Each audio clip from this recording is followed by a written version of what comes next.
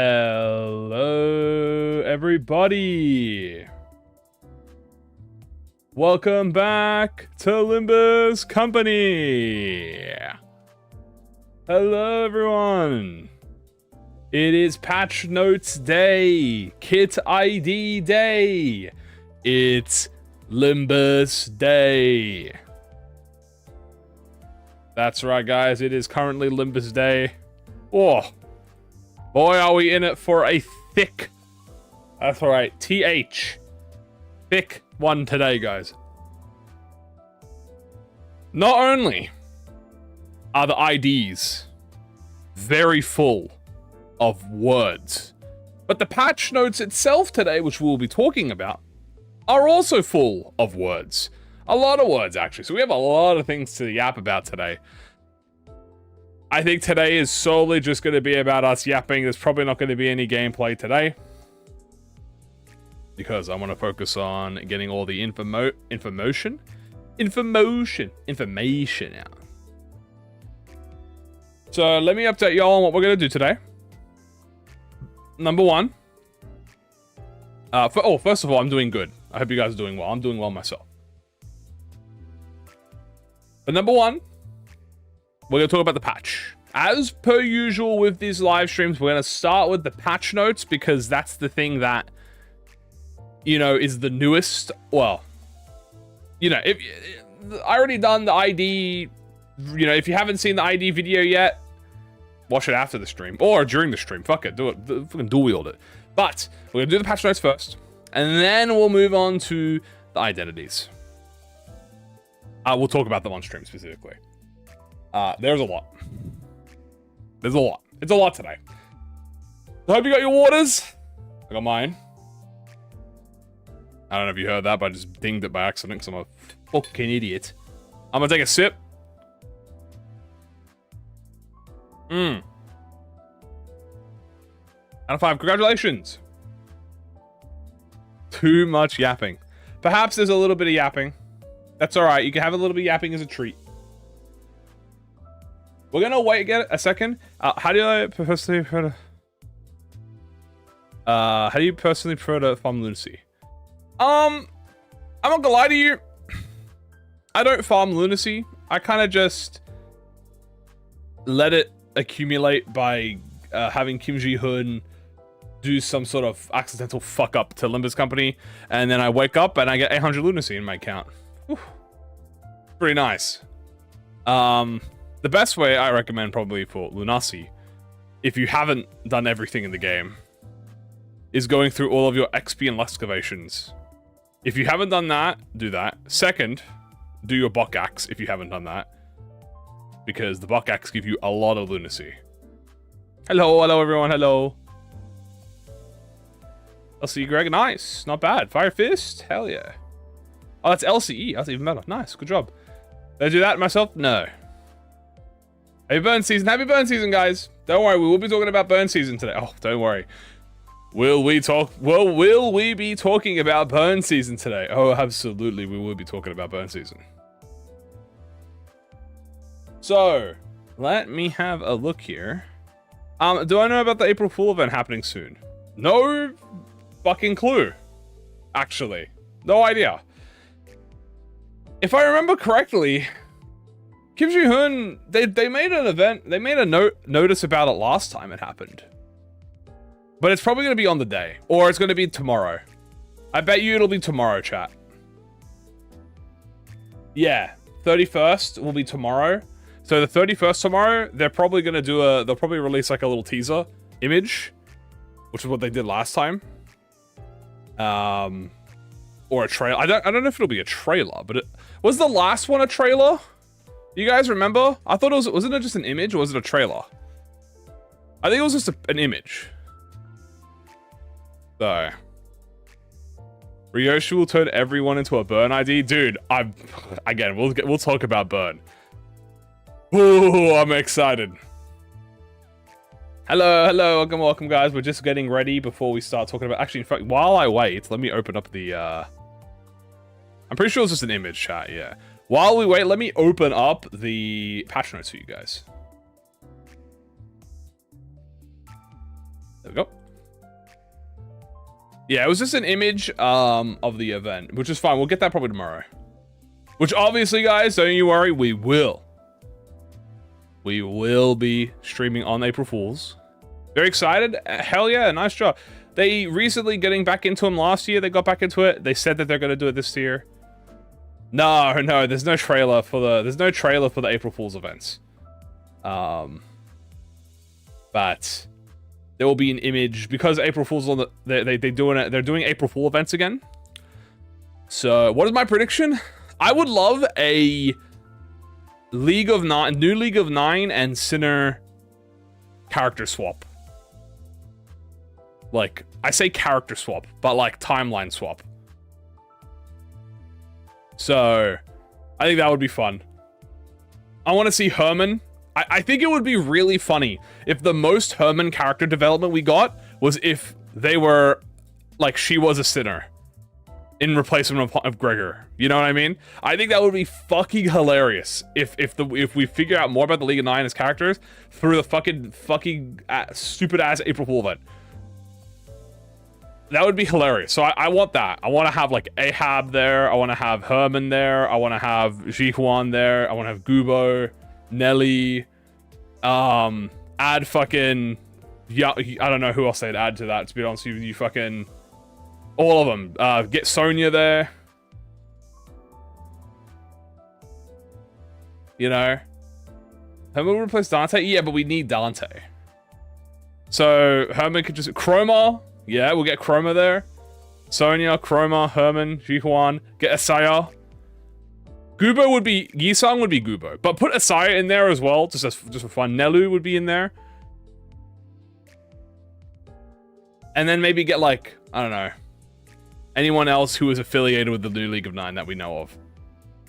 Which I don't know who else would be affiliated with that, who aren't part of the league. But yeah. Dad, yeah, sure, fuck it, put Dad in there, why not? Just have all, can we get all of the Kanto villains as, like, as sinners?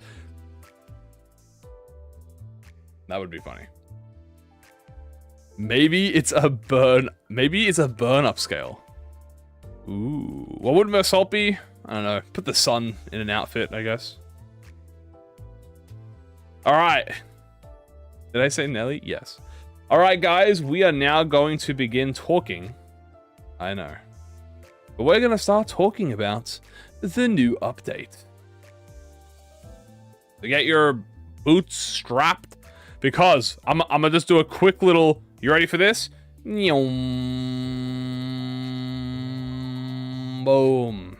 We got a lot of pages to go through. Although minus the first 2 pages, because it's usually the same, so... Still. Alright. Fuck. Alright. Let's start, shall we? And welcome to the April 2nd schedule update notice. Wow, that was some update. Alright, on to the IDs. Now, welcome to the 2nd schedule update notice. This will be this week, obviously. We have new content. We have a new identity extraction, which is the Ring, Nursefather Hong Lu, and Apprentice Faust.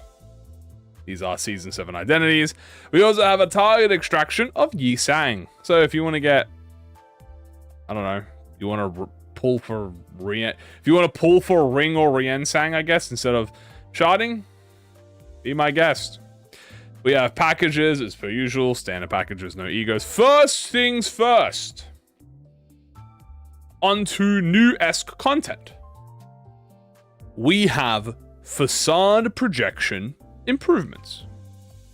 The following improvements to the facade projection system will be added with the April 2nd scheduled update.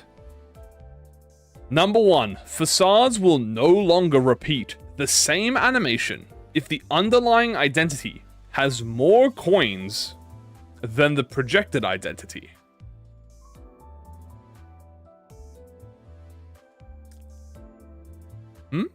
Pardon me? If the underlying identity has more skill coin animations than the projected identity, it will now play random animations pulled from the identity's animation pool to cover for the coin disparity Then play the identity's corresponding animation to end the sequence. Oh. Does that... No. That's not Fire Fist Scream nerf.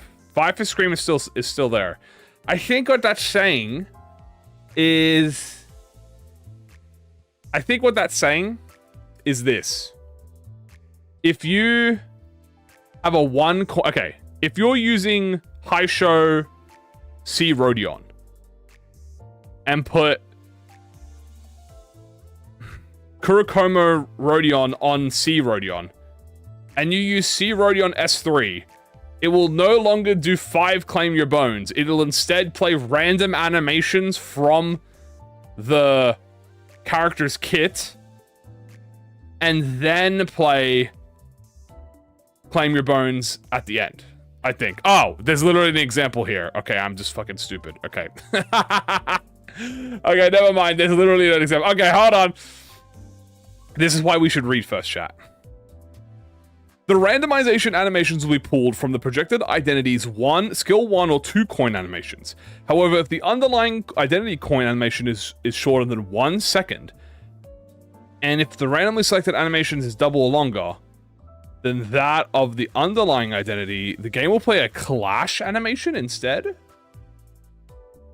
Example, when using the skill 3 with the manager of La Mancha Don Quixote over W Corp Don Quixote, the pre-update would animation sequence play as 1, 2, 2, 2, 3.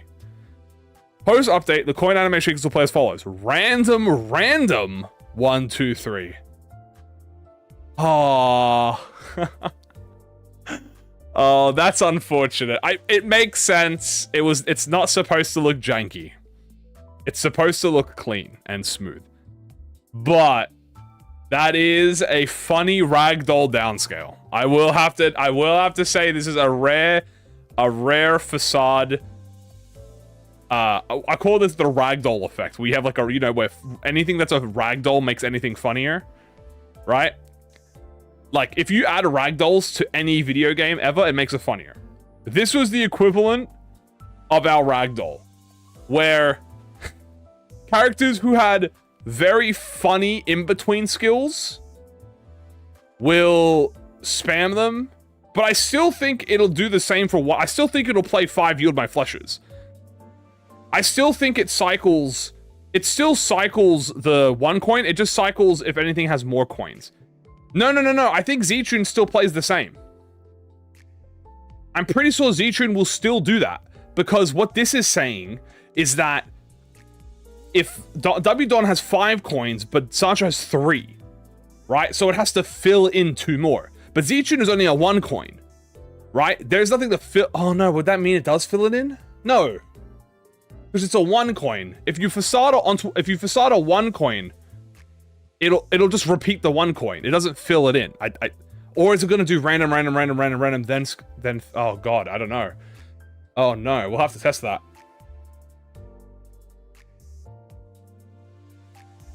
We'll do the clashes instead. Oh no.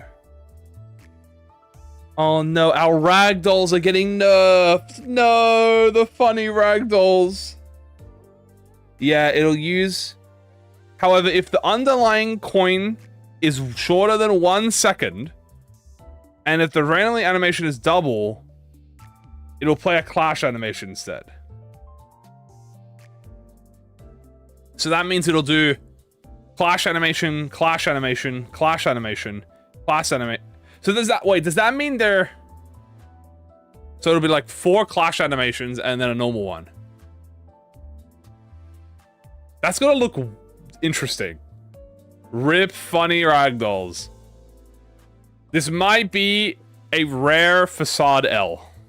It was 100% expected, by the way. This is not... We knew that this was gonna get fixed. But I was somewhat hoping that they would stay janky as fuck, because I thought it would be really funny. This is technically okay, you know what this is, guys? This is like the line art to the sketch art. You know what I'm saying? And Clash Animation is even more janky. That's what I think. I thought Clash Animation, like, how's it gonna show damage? I don't know. We'll have to see it. This is like when you're drawing and you do sketch art, and then you do line over it, like you do a line art, and the line art looks worse than the sketch art, but the line art is technically better than the sketch art, but it looks worse. This is kind of what's happening here. Technically, it's a good thing, because it means clearer, right? The jankiness was a charm, but we knew it was never going to last. But I am sad to see it go. We did have a good long run with it. So I think in celebration, we're going to have to do a facade projection run before the patch. Anyway, there's actually more stuff to do with the facades, by the way. That was only the first part of the facade system. We still have the second part of the facade system. Number 2, the issue where projecting a facade of or on certain identities that would cause in resultant animation length to vary will be fixed. Affected ID 7. Solemn Lament Yisang, Lantern Dawn, Chef Butler Ryoshu, Eurodivi Hong Lu, Dawn Officer Sinclair, Lob Ego, Magical Otis, Kurokama. The issue where projecting facades of or on certain IDs will cause the resultant animation length to vary. So, I guess some of them were just buggy, is what I guess that means. Like, the lengths were randomized? Clash enemies. Does that mean that if you use an ID with a clash with animation, they parry the enemy, hitting them will have the enemy fight back doing the coins? I guess so, is what they're saying. Well, that's if it plays a facade. That's if it plays a clash, maybe. Speedrun nerf? I think that's more like speedrun hotfix, I guess. I'm not really sure about that, but we'll have to see that. Oh my god, what is this? The issue where using certain skill 2s or more times could cause the animation length to vary will be fixed. Example, when using Magnificent End with N-Corp Ryoshu over Solemn Lament. Before, animation speed begins to vary after using the skill 2 or more times. After, animation speed will remain consistent no matter how many times the skill is used. Oh, okay, so I guess it was just a speed up error. Yeah. I love that it will be missed. It will be missed, but we have it in our hearts. This one, I think, is just saying that the animation, like, slows down. So it was a placebo? It might have not been. I mean, I said it wasn't placebo, bro. I felt, when I was playing with the facades, I literally said, I feel like some of them were faster. I really do feel like some of them felt faster. And it looks like it might have not been crazy to assume that it wasn't just placebo, and it might have been some of them were bugged to have faster animations. What's this? The issue where using skill 3 while projection facades of certain IDs would cause similar animations to play twice. Affected ID 3. Sync South Section Dawn, Liu Section Ishmael, and Liu Section Rodion.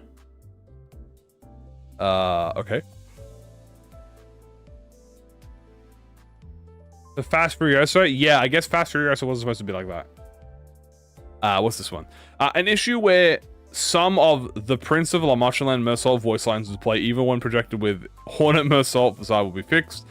And in the facade projection menu, a UI icon clarity will be improved to show which facades are currently projected. Okay, that's nice. So we got a facade upscale, but funny ragdolls have been nerfed. But we are going to get transformations. So transformations will arrive as well. So that is, well, not with this patch, but we'll get them soon. But funny ragdolls have been nerfed. I mean, maybe. We'll see how they are after, you know what I'm saying? But the funny ragdolls will be nerfed for now. And we are going to get some more fixed. So the animations will be fixed. RIP Flashbang. The fact that Wild Hunt isn't even on here, by the way. There is no Wild Hunt flashbang. Are they usable now? Well, considering I don't see anywhere talking about Wild Hunt. What are transformations? Transformations include, like, Lobotomy, Love and Hate Dawn's corrosion form, Philip in his volatile ego form, Wild Hunt on the horse. What else counts as a transformation? Yeah, that. What else counts as a transformation? But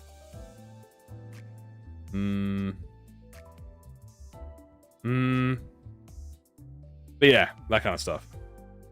It might still be there. Index Dawn. Yep. Thank you. Index Dawn. I was going through the Sinners, but I was going backwards. I was going through Gregor first. Index Dawn is another one. So the flashbang might still be there. Anyone talked about the event yet? We don't actually know what it is yet. Usually they post an image, but they'll do that probably tomorrow. It's Codion. I don't think Codion has a transformation. Codion doesn't look different.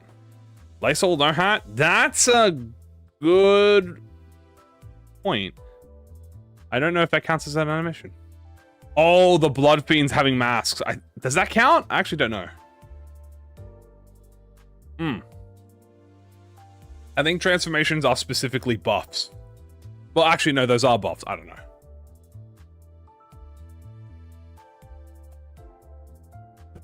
Well, whatever it is, we'll have to figure that out. Yeah, maybe Rian losing the mask and stuff. Anyway, that's the Facade improvements. And we go right from Facade to Mirror Dungeon updates. With the Mirror of Names and Spiders updates, with the following updates, we will add the content to the game.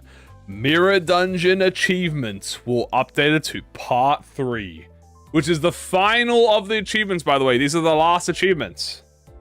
We will get the Combat category and the Completionist category. Combat category, obviously, is going to be a bunch of challenges.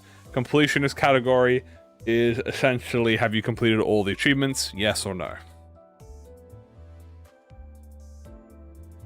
I mean, you might be able to choose transformations. I mean, I think Alberta will have a transformation, so... I mean, she literally does, so she'll count. So, this is the final of achievements.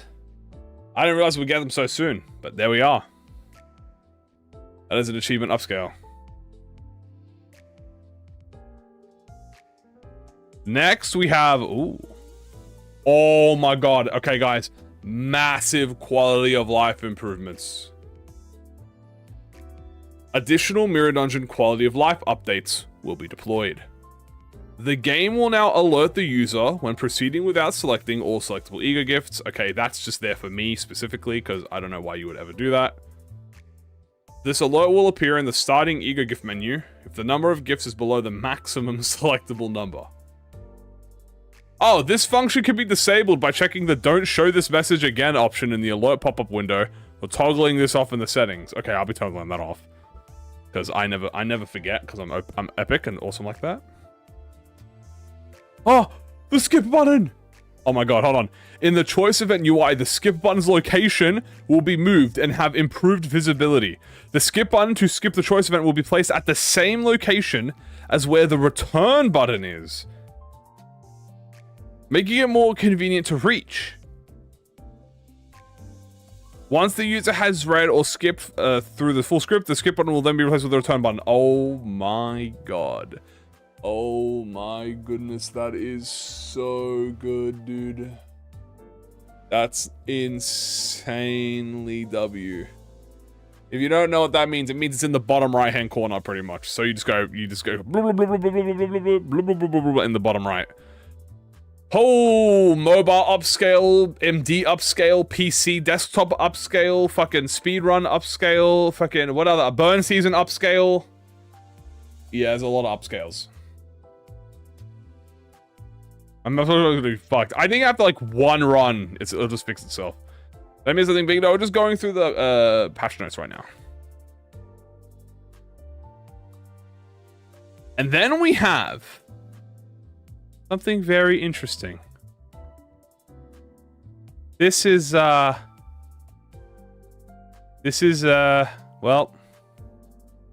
hidden theme pack exclusive to Mirror Dungeon hard difficulty will be added.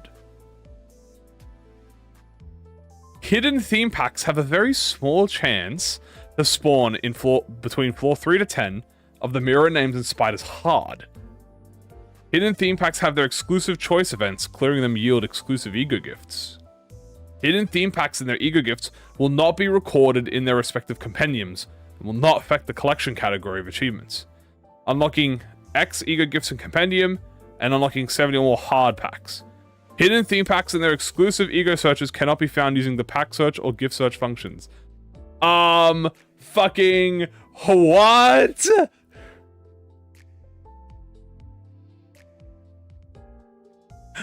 What? Hidden theme packs? That's new. That's not a new, that's a completely new gimmick. We got hidden theme packs now. I don't know if it's an invader. It's not like an invader. This is something else. This is like unique. Yeah, we're getting hidden gifts. So you could have a, so pretty much what this means, guys, is, wait, didn't I literally make a comment about, no. I swear to fuck I'm not making this up. Did I not? Hold on. Did I not say I wanted this exact thing, like, during one of the discussions? Remember when we were having one of the discussions about what I want for the mirror dungeon? I was like, dude, imagine it would be so cool if there was a random theme pack that could just appear, like a hidden event. Did I fucking say this? I swear to fuck I said, hey, I know some of you motherfuckers who have been here. I fucking swear to Christ I said this fucking same thing, dude. I swear to fuck I said this like either a week ago or 2 weeks ago at some point during the discussion. I said it for extreme bosses. It was something. I said something like the theme pack should be like random. I was like, imagine if you were like refreshing and then like a special theme pack would appear. Right? And it's like, oh, and like you can't search for it and it just appears. I think I was explaining that through the extreme. I was talking about how I would do it in the extreme version. I was like, oh, quit lying, bro. You work for Kim Ji-hoon. I'm not. I think I was explaining, I was like, that's probably how they're going to do the hidden, like the new bosses, right? Where it's going to be like, oh, you have to, no, because, oh my, dude, whatever, bro. Shiny theme pack, guys. I know too much. No, you got to remember, okay, it is a very small chance, but you got to remember, okay. Let me explain, right? Let me explain why it's not that bad, right? Ricardo to spawn, yeah. They use on bleed, they're charge bleed. You can use them on both. And with unique packs, yeah. Okay, hold on. Let me explain. So it says small chance. Okay? But let me tell you something. You want to know what else has a small chance of happening? Rolling a 5% at 45 sanity. Now, how many times do you get that in a run? In a floor 15 run? Fucking like 100 times. I think the way this will work is it's floor 3, so it's 7 floors. Floor 3 to 10. And each floor, you get 5 refreshes.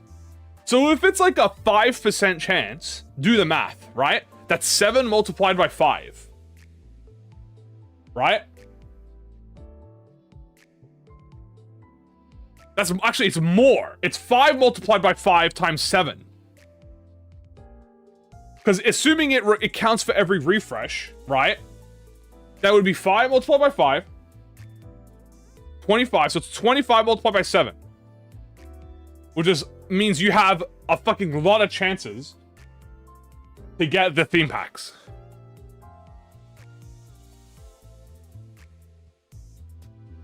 Now, assuming that's how it works, because it says specifically here, you cannot exclusively search it or gift search it, but it has to appear, right? Like, it has to appear. What would they even be? I don't know. Like, what would they actually be?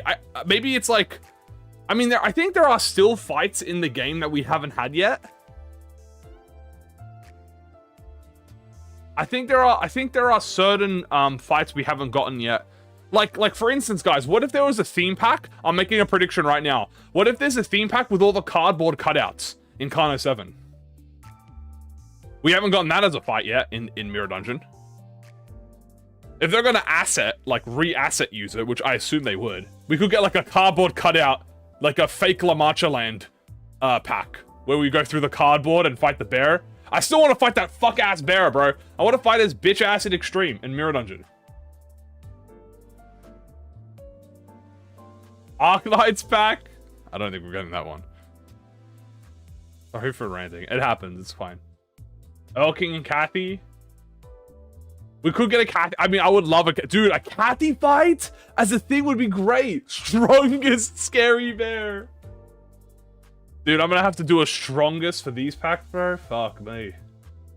I still haven't done a strongest Hohenheim yet, have I? No, I did. I already did do a strongest. Didn't I do a strongest Hohenheim? I don't remember. Camille boss? Oh, true! Wait, what if for the Camille boss, they make you 1v1? Hold up. What if for the Camille boss they make you 1v1? We can't have Kathy? Hold on! You say that. However, Arashiki erased Ren and Sora, and they're still here. So, potential mirror dungeon bullshit, where it's just a black void in the sprite of Catherine. So we still get the fight, but it's her sprite is entirely blacked out. Like or whitened. Like the string. So it's just like, boom! It's like, who is this mysterious character? Some fucking like Smash Bros. Highlight silhouette. For like pure gameplay purposes. It could also be Syndicate factions, that's true. And the thing is, it's in the do you know what the thing is? The thing is, you can't see it in the compendium. Or maybe you can, no, because it's not recorded. So does that mean you can't see them? I hope you'll be able to see the packs like the packs in the just to know it, but maybe you won't even be able to see it. So we're not even gonna know, I guess, until we get there and it's like, oh, fucking Goku appears, right? Like, I got no idea. But I'm definitely the most hype about this, dude. More doing these, this is already gonna be good. I like this. This is great. The new skip function is gonna be amazing. The mirror dungeon achievement, all of this mirror dungeon update is just W. We won't even know how many there are. It sounds like they're adding a lot, because how many do they add minimum? It's gonna be like more than 2. We'll be fighting Lion, Panther, and Wolf. Maybe. As I said, there are a lot of mini fights we haven't had. Because this isn't also extreme, by the way. This is a by the way, this is specifically non-extreme. This is only hard mode. Well, so you can't get these in extreme, because extreme will have the new bosses when they get that, so that's already there. Even if it's like 10%, that's you're probably gonna find this all the time. Have one S32 available per encounter? Nah, it'll be more. It'll be more. I think it resets. I think once it hits 0, it probably resets. I think that makes the most sense. It's like how you have to rebuild Furioso. What's gonna happen is his whatever it's called, the buff is gonna hit 0. You activate it, and then it goes back up to the number, and you just redo it again. You can get these with rental teams. That is true. 3 to 5. Bari. I mean, there is the Night of the Blue Moon, right? That is a fight we do. I wonder what the chances will be. Even if it's like 5, okay, if it's like 5 or 10, even if it's 1%. Think about this, okay? If it is a 1% at the bare minimum. One-time use? No. When have you ever had when has an awakening skill chat ever been one-time use?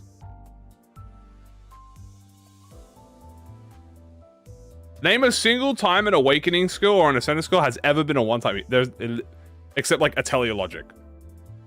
Right? Atelier Logic is the only thing, but that specifically states ammo.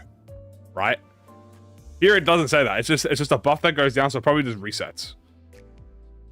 No, Atelier Logic specifically in the description of the ammo, it specifically states it's a one-time use. If it's a 1%, it'd be around 1 in every 2 MDs. Isn't it more? Because if you think about it, because if it's 1% every refresh, that's 5 1%, right? And then you multiply that by 7. So maybe actually one every 2 sounds pretty good, to be fair, actually. 1 every 2 sounds pretty good. Hunting for World. And you have to fight the exclusive? Okay, that would be fire as fuck. No, luckily for this, the wealth isn't a required achievement. They stopped doing that. 5 multiplied by 7 is 3. So you have a 35% chance overall to get it. That's not bad. I mean, that's not bad at all. I've hit worse chances. More RNG. Well, this is not extreme. This is hard mode specifically. But it does also come with exclusive ego gifts. I wonder if they're an April Fool's Sweet Pack. Bro, that would be fire. That also could be one of the new things we're getting, by the way. Wait. Oh my god, wait, it could be. Wait, we could be getting new April Fool's content and we don't even know yet. If April Fool's comes out on Wednesday, the patch comes out on Thursday. Hold on. April Fool's comes out on Wednesday. If we get a new fight, they can just, Thursday, they just slap that bitch in the mirror dungeon literally the next day. So that could be something. Potentially. Anyway, these are absolutely W. Dawn of Green getting a pack? Well, it's already there. It's just an extreme. So anyway, these are some amazing miracles. Also, combat category, guys. I'm very curious what we're going to get. Guys, how high do you think the damage achievement is going to be? I think it's going to be 20,000. It's been scaling up since last time. So season 5 was 10,000. Season 6 was 15,000. This is probably going to be 20,000. I don't even think it'll be hard to hit, bro. You could bring any ID and bring 20,000 nowadays. Like a one Furiosa is 20,000. It might be 25k. I think 25k might be a good spot for like difficulty. 30 might be a bit much. At least one. When will the new Innovala be? If everything goes according to plan, the Innovala should be next fortnight. It was 10k originally. Wait, was it 10k originally? Was it 20k? I don't remember. Was it 15 at the start and then 20? Okay, it might be 30 then. And more achievements? Yeah, we're getting combat and completionist. Fortnite.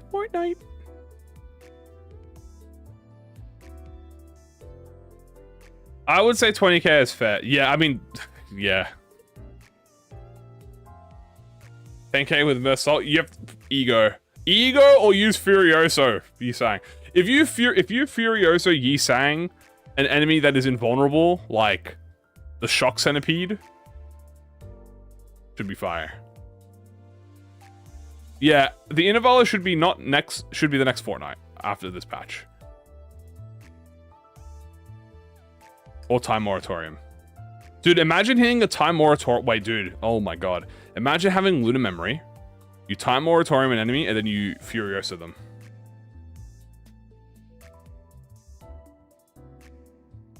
Not getting Lucio. Well, we should get Innovalo. Okay, we'll get Innovalo IDs next. So the next patch of IDs will be the Innovalo ones, and then after that we'll probably get a new Nursefather Apprentice, and then after that we'll get Bokak. Or Railway 6. Anyway, let's have a look at some... let's have a look at some bug fixes and improvements. Did they change how they do the text here? This looks a lot different. Fix an issue where Red Eyes, Pendants, Ryoshu, unique keywords Red and Eyes were displayed twice. Red Eyes Ryoshu is designed so that through the passive ego simulation, gaining charge count grants either Red Eyes or Pendants. Instead, this issue is caused by an error where the ego gift gained charge next turn, which triggered the buff stage maintained this turn, and the stage to be gained the next turn were not added to it. Wait, what? Hold on.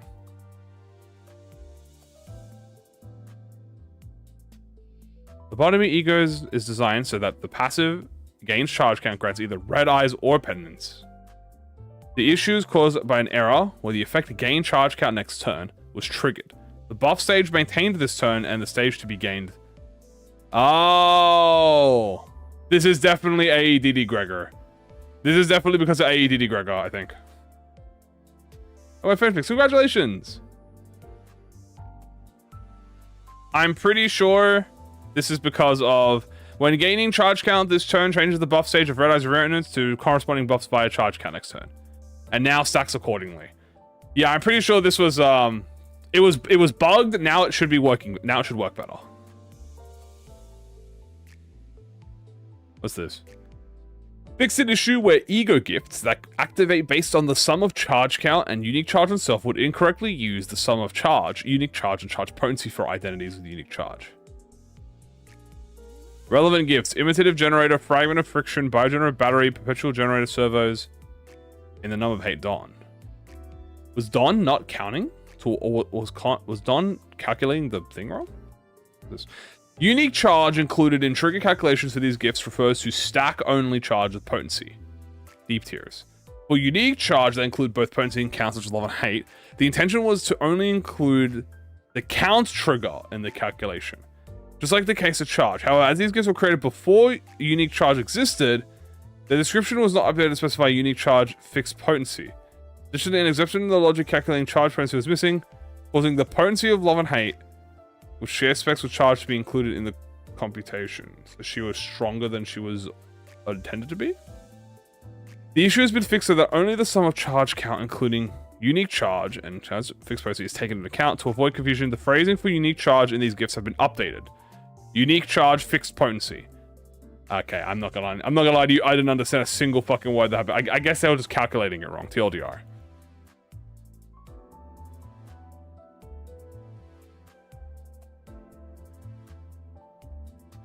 We have, fixed the issue where the House of Spiders, the index Nursefather Yi Sang, could not use ego skills under certain conditions during battle. Proceeding to the next turn without using an ego skill equipped in the previous turn. Procreation Hermes reached 9 stacks after changing an equipped ego to a defensive skill. If the common passive Imitation of a Life changes the bottom left layout skill to skill 3, the ego can no longer be used. Okay, so I guess this was a Yi Sang bug where you couldn't ego if you popped Furioso. Okay, easy fix. Fix an issue where the passive of a boss unit and the LCB checkup behave differently from its description. This is obviously Hohenheim. Both adaption and maladaption effects behaved according to the maladaption text, while the maximum poise potency and count obtainable per turn had different caps. Both adaption and maladaption now function accordingly to their respective descriptions. Okay. Fix an issue where some combat patterns and effects would not activate during the first wave of multi-encounters in extreme theme packs. Huh? During wave data updates in certain encounters, the validation of scripts applied to the encounter occurred at an unintended timing. Adjusted the script validation timing to function as intended. Combat patterns and effects. I'm not sure what combat patterns and effects mean.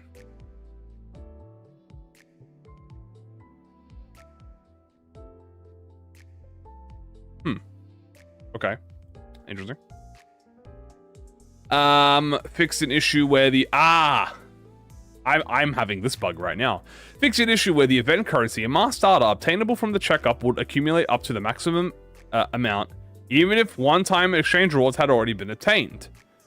This is an issue where data would accumulate additionally based on the account of the previous effects. You can still obtain the maximum amount of data required to claim all currency up to after that. TLDR, you're not supposed to be able to get data after you finish everything. This is an issue where interacting with the UI would cause the redirection to unintended screens upon returning to the LCB checkup bucket event UI. Okay. Fix an issue where certain clash animations guard evade would not display during combat. Okay. Fix an issue where the classification numbers format would not change even after viewing the risk and classifications mini story. Okay. Fix an issue where the effects of certain ego skills will not display. Relevant ego, Hexnail Faust, Art of Blossom Ishmael, Legend Domain Gregor. Okay. EN fixed the issue where the keyword highlights were missing. Thread spinning UI. Relevant ego. Esang, Hexnail, Regret, Mercedes and Yada, Heathcliff, Lantern, Sinclair, Central Otis, Legend Domain Gregor. Okay. Improved phrasing consistency for certain ego skills and passives to match the description. EN only. A bunch of egos. Oh my god. Okay. Oh, what the fuck? Oh, Jesus Christ. So this is... Oh, okay. I see. So they're rewording all of the... They're rewording all of these egos and passives. Holy shit, that's literally everything, no? Is this not all season 1 to 2? Ego keyword phrasing. Use a tarnished blood, flowering pin, 100 with text standardization. Yeah, we're gonna have to see that for ourselves. But that sounds like it's just making all of the text clearer. No issue. An issue when activating the effect in this encounter when an ally takes damage that would kill them, consume charge count and gain charge on self, then heal. Of the Ego Gift General Service, the effect would consume the potency of unfixed charge, as opposed to the design intended of consuming charge count and unique charge fixed points only.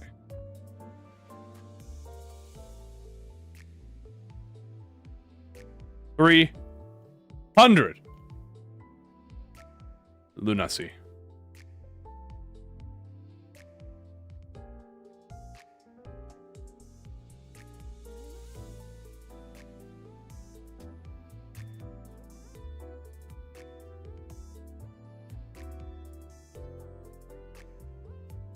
I will, that's it. We're getting text bloat. That's it. We won. 300 lunacy. 300 lunacy! Alright, well, that's the patch. So I guess I'll give a quick TLDR now before we move on to the ring identities. So, TLDR. Facades are getting improved. They're now going to use random animations to fill in janky attacks. They're also bug fixing all of the animation length disparities. The Mirror Dungeon is getting updated. We are getting Achievements Part 3. We're getting extra quality of life, like skip button and ego gift selection. And we're getting a whole new gimmick called Hidden Theme Packs, which is exclusive to hard mode, appears between floor 7 and 10, and offer unique ego gifts, and we cannot search for them, nor do they account into the compendium. So completely unique, completely random theme packs, which we'll definitely have to try out. Then we have a bunch of charge-related fixes, because it seems to be all charge-related fixes. What I do wonder if it's 350, I'd probably assume that they made an error. Is the rest of mine be worth it? From what they showed with Yi Sang, yeah, it's pretty fucking worth it. Yi Sang's Threat Spins 5, it looks really fucking good. Boss Rush, maybe, we'll have to figure it out. But now that I have this, guys, I can, we can move on. Would you guys like to see the identities? Identity time. Yippee, identity time. Alright, since in the video I talked about Hong Lu first, we're gonna talk about Thao first. Here she is.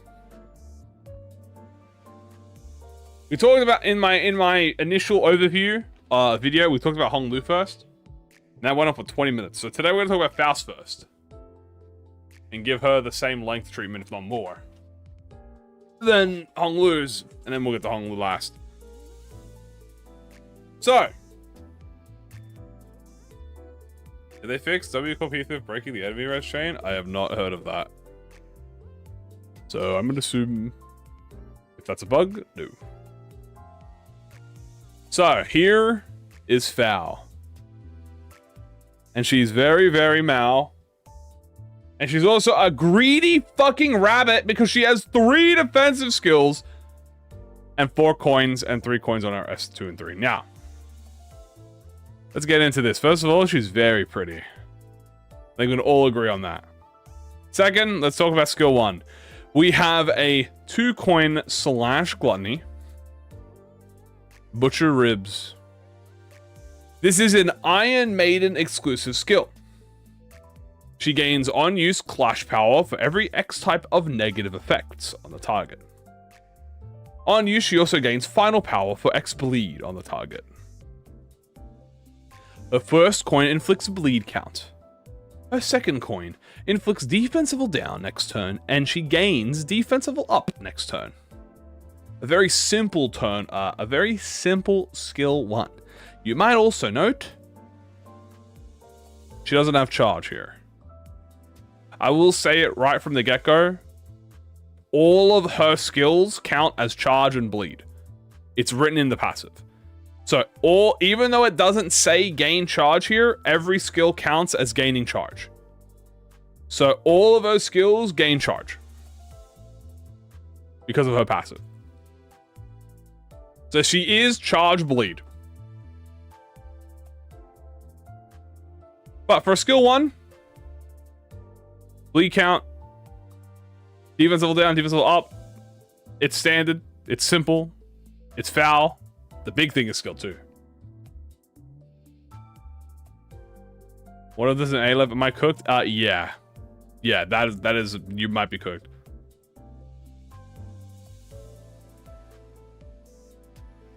This is the first I did with 3 different types of attack defenses on her kit. Yeah, not crazy.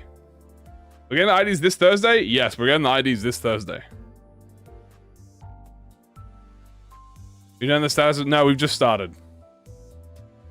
Skill 2, Farcia Hungers. This is a 3-coin Envy Slash skill.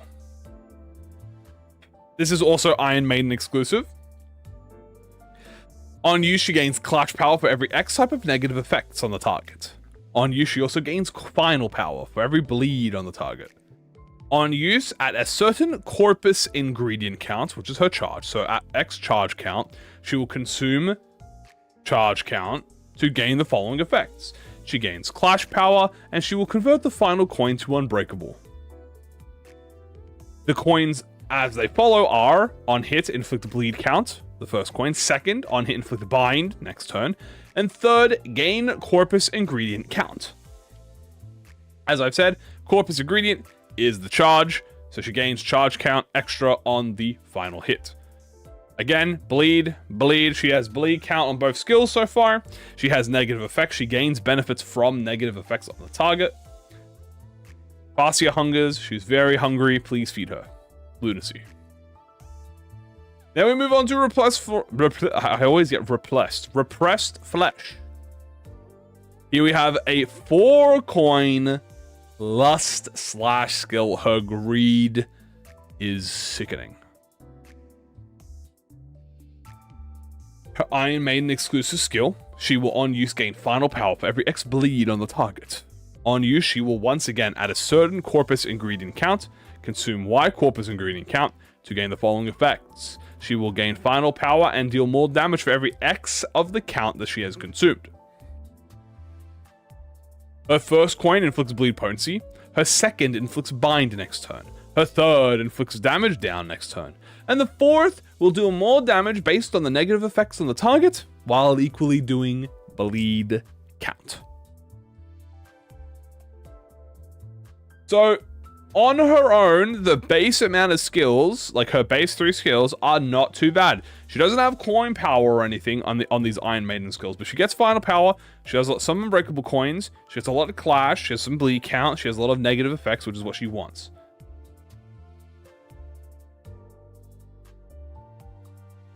And now we move on to her first defensive skill.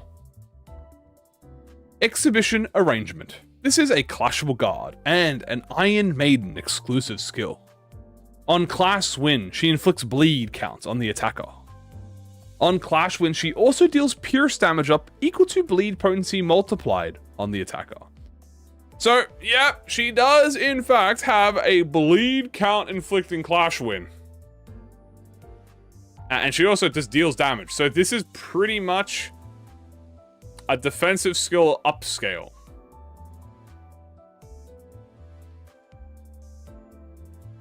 Yeah. Defensive skill already here is kind of nutty. Although it doesn't gain any power or anything, so that's probably how probably what the catch is. And you have to win clash.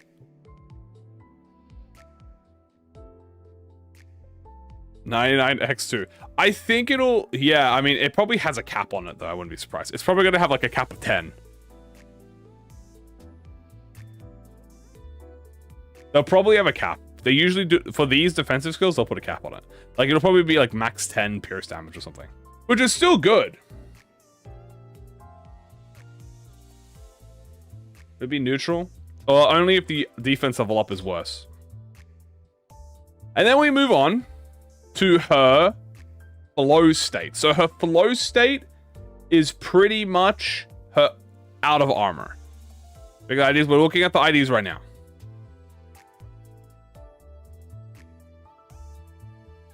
The honest, ridiculous Rian saying, "Oh, don't you worry, we'll get there." If you thought Furiosa was fucking insane. So here we have the Butcher Ribs, but this is the flow state version. So the flow state version is her without her armor on. As you can see, it is the exact same skill. I'm not even going to bother reading it again, because I'm only going to read the differences. The difference is that she loses clash power, but instead gains deal more damage for every negative effect on the target. So, and her values are probably higher. So, her coins are probably a little bit higher. Her infliction is probably a bit higher as well. She's entering the flow state. So she probably has higher inflictions a little bit, and more. She does damage with this skill now.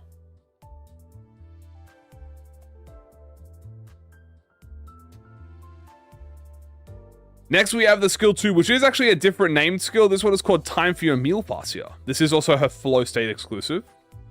She deals more damage for every X type of negative effects on the target. That is the biggest change, as you can see here. She still gains final power, but she loses the clash power and gains damage. And the other difference is that her second coin will now give her haste, as well as inflicting bind. So she has more bleed count probably. She gains haste this time, more bind, and gains more corpus ingredient. They have a lot of base power. And 20 bleed count. And then we move on to the skill 3, the liberation of repressed flesh. As you can see, that is also a different skill name. However, she does get a few more things. By a few more things, I mean she gets a lot.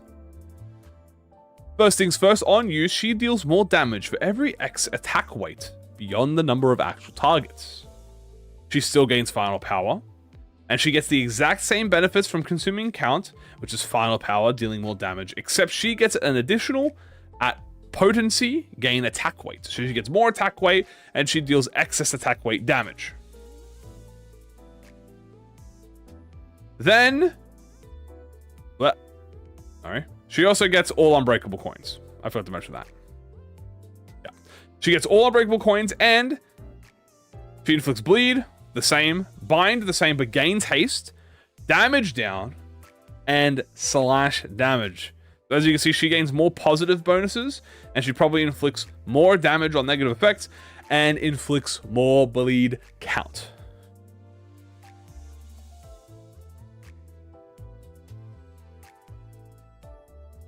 So there you go. So that is probably what it's going to be. So this is going to be a lot more than the skill 3 here already.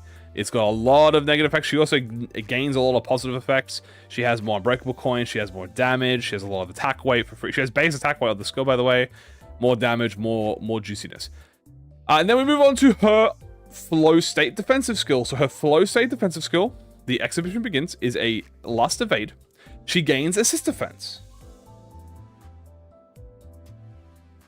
Then we have On Evade, inflict bind next turn against the attacker. And On Evade, gain haste next turn. These IDs have a lot of fucking haste. Like, seriously, a lot of haste and a lot of bind. A lot of bind.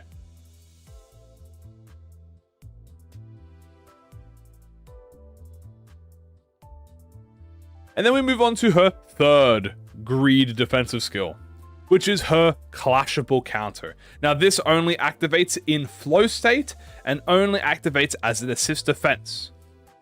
No acts of vandalism allowed. Deal more damage for every X type of negative effect on the target. This is a 2 coin. Gain coin power for every X bleed on the target. At a certain corpus count, consume corpus ingredient count to gain clash power. And convert the final skill coin to unbreakable. The first inflicts bleed count, the second is bleed potency. No, we have not gone through Hong Lu yet. Hong Lu is last. We've just started with Faust. It's flow state. Let her enjoy her flow state.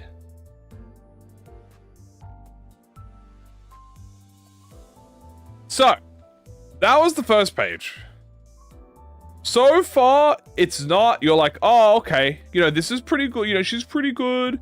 She got, you know, she's got all of this. She's got, you know, a lot of negative effects, positive effects. She has a lot of damage. She has, her skill 3 looks insanely good. But the question becomes is this, how the fuck do I get flow state? You know, we have the 2 versions here, but we don't actually know how to enter the flow state yet. So we're gonna have to figure that out. She also has a lot of coins. 3 coins, 4 coins. Jesus, she's so greedy with coins. Yeah, 9 skills, by the way. And more.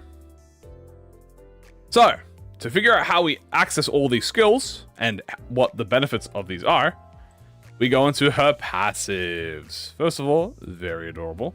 Second, the first passive. Now, this will explain a bunch of things. Fascia, my precious artwork.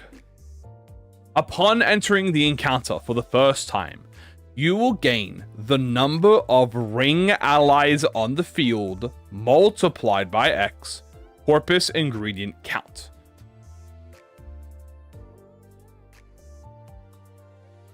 You enter the battle and you start with a bunch of count. So that's going to be interesting. And note, yes, ring allies, including the 2 ring identities. We have skill end. If the skill dealt HP or shield damage, gain corpus ingredient count. If the target is killed, gain more corpus ingredient count. So anytime you deal damage or shield, you will gain count. Now you gain corpus ingredient potency every time you consume X count. TLDR, you gain potency for every 10 count. If this above effect brings this unit's potency to Y or higher, you gain artwork fascia. And the big thing here is base attack skills and clashable counter skills count as skills that gain charge count. She is charge bleed permanently. She is charge bleed on every skill for no matter what. She starts the fight with a bunch of count. She gains count on every skill, even if the skill doesn't give her count. Cross-school collaboration. Why charge? Because she is a charge identity. That's the first passive, by the way. This is the passive charge. Why does it specify say this status already says unique charge? Because it is saying the skills gain charge. There is no, only one of her skills has corpus in her kit. It's the skill 2.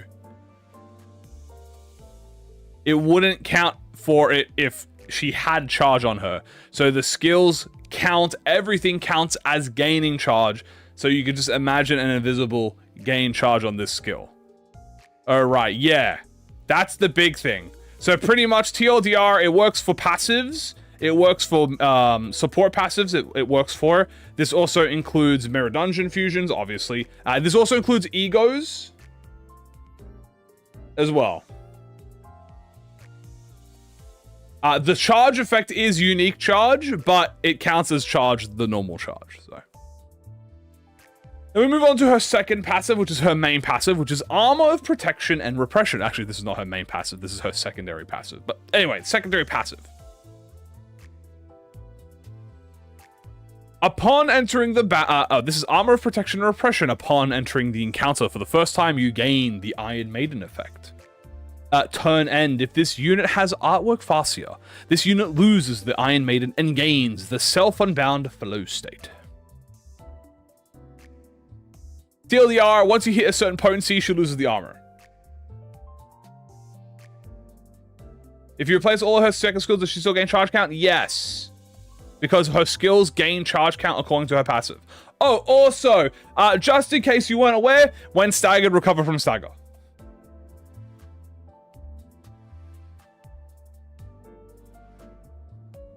That's it. Oh yeah, if you didn't know, by the way, she just unstaggers as well. So face to a slow state? Yes. Also, she just unstaggers. I don't know if this gives her flow state. It just says she unstaggers. She just gets an unstagger. That's it. It's just out of there. Oh, by the way, when she staggers, she just recovers. But I don't think it gives her the Iron Maiden. It doesn't remove the Iron Maiden effect. She just gets a free unstagger. Remove stagger.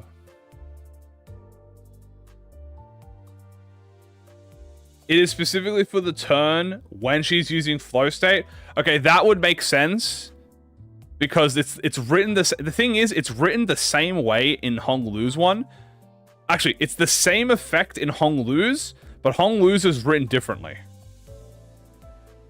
Which is very funny. So if this is supposed to be only during the ascension between flow effect, that makes more sense, but it's written differently than how it's written in Hong Lu's, which also does the same thing. But that's just a Limbus moment. So like, I'm not even surprised about that.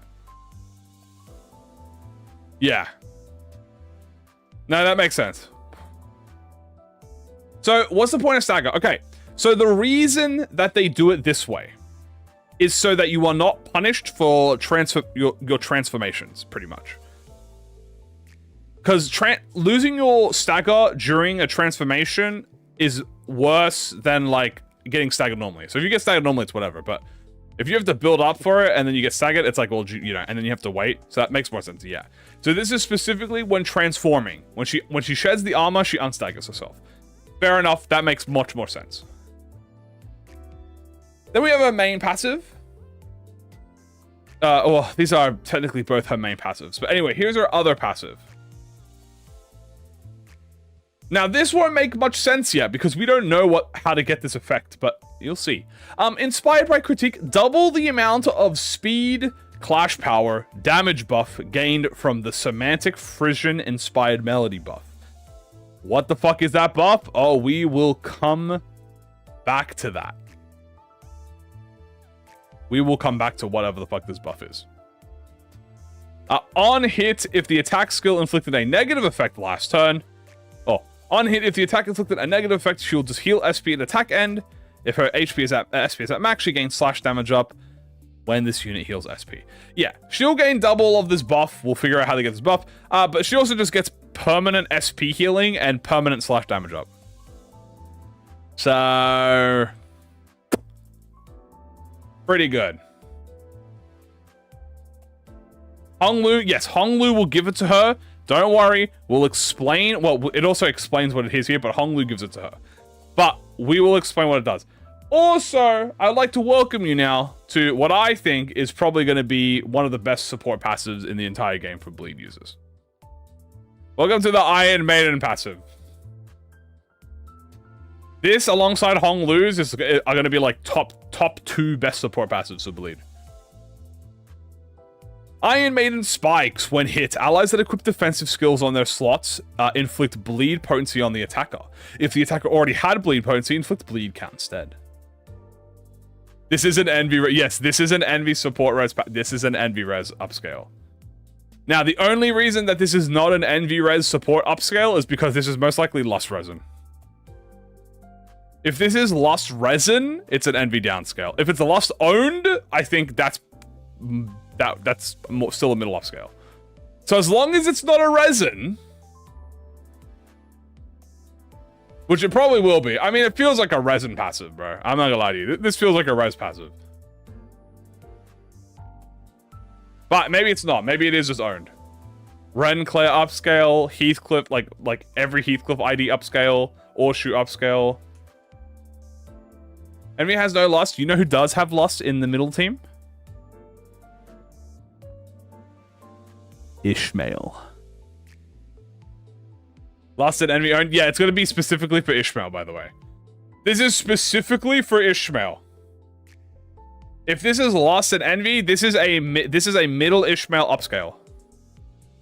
This is Kira. This is a Kira upscale, which will be even better. More Kira glaze. Love to see it. So we'll also talk about what Hong Lu's is, because Hong Lu's is also... I honestly think Hong Lu's is actually more broken than this one. I say broken, because it's going to be balanced, but... Plus you get less from scissors. True. That makes sense. So...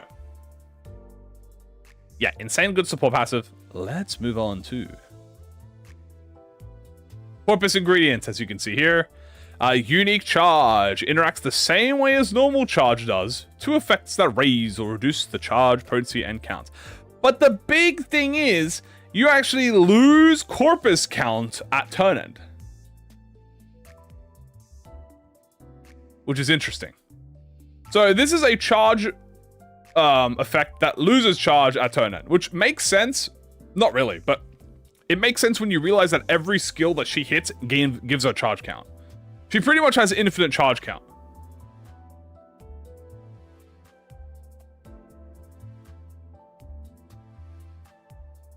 It's literally just charge. Yeah, charge decays already. It's just charge. It literally just says charge.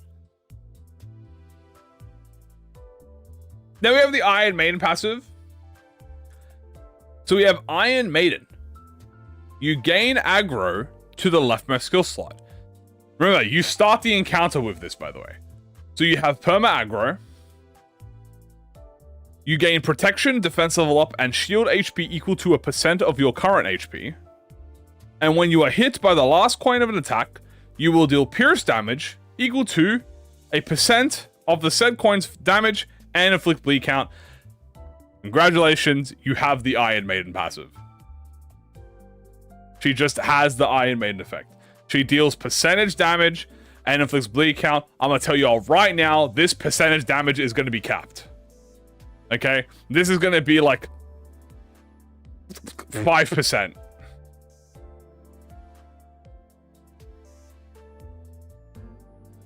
So...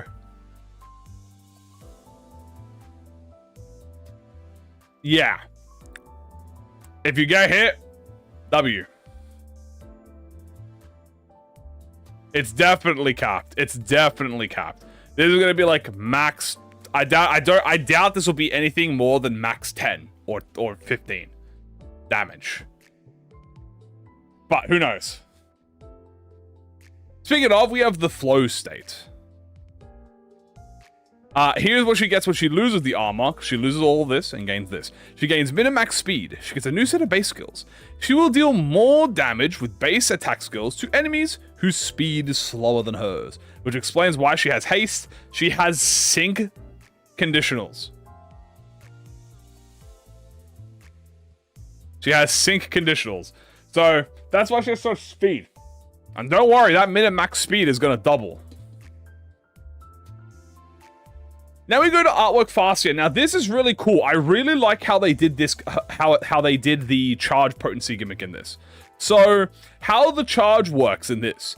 Apply the following effects to the unit based on the attack skills and clashable counter skills on your ingredient's potency. So depending on your potency level, you gain more and more effects. I really like this. I think this is a sick idea.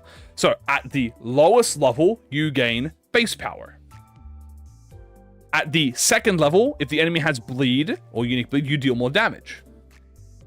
At the third level, you inflict more bleed potency and count. And then the fourth level, you gain base power. Just pure fucking meatiness. I really like the idea of having certain charge potency giving you more effects. I think that's really sick. This is a charge upscale. We're about to summon X, Y, Z. We got X, Y, Z, and N. And then you have the Semantic Frisian Inspired Melody, which we don't know about yet because it's related to Hong Lu's kit. But remember that Faust will get double this. So what does this effect give you? It gives you min and max speed. And also makes your base attack skills gain clash power and deal more damage. Reminder, Faust just gets this effect, but twice. If this is 1-1, Faust gets 2-2. If this is 1 clash power, she gets 2 clash power. If this is 10% more damage, she gets 20% more damage. So even at the bare minimum, 2-2 min-max speed for free. At least a bare minimum of 2 clash power. At a bare minimum of, I'm going to say 10% for this buff. Maybe even 20%. So it could be 20 or 40%. But we'll figure out how to get this skill, because this is a somewhat rare skill, that buff that applies. And that's the Faust kit. I'm not gonna lie to you. I mean, it's literally Albina, bro. I'll tell you what, guys. If you have been fiending for Faust Albina, you are not disappointed. I don't think you could be disappointed. They did this really well. I mean, it looks really well. It looks like she does this. She looks like she's insane. From just reading it, speed power creep. You know, she looks like she does a fucking lot, which obviously this is one of those IDs. Again, this is one of those identities you need to get your hands on. Man, animated or flow? Definitely flow. I like the flow state.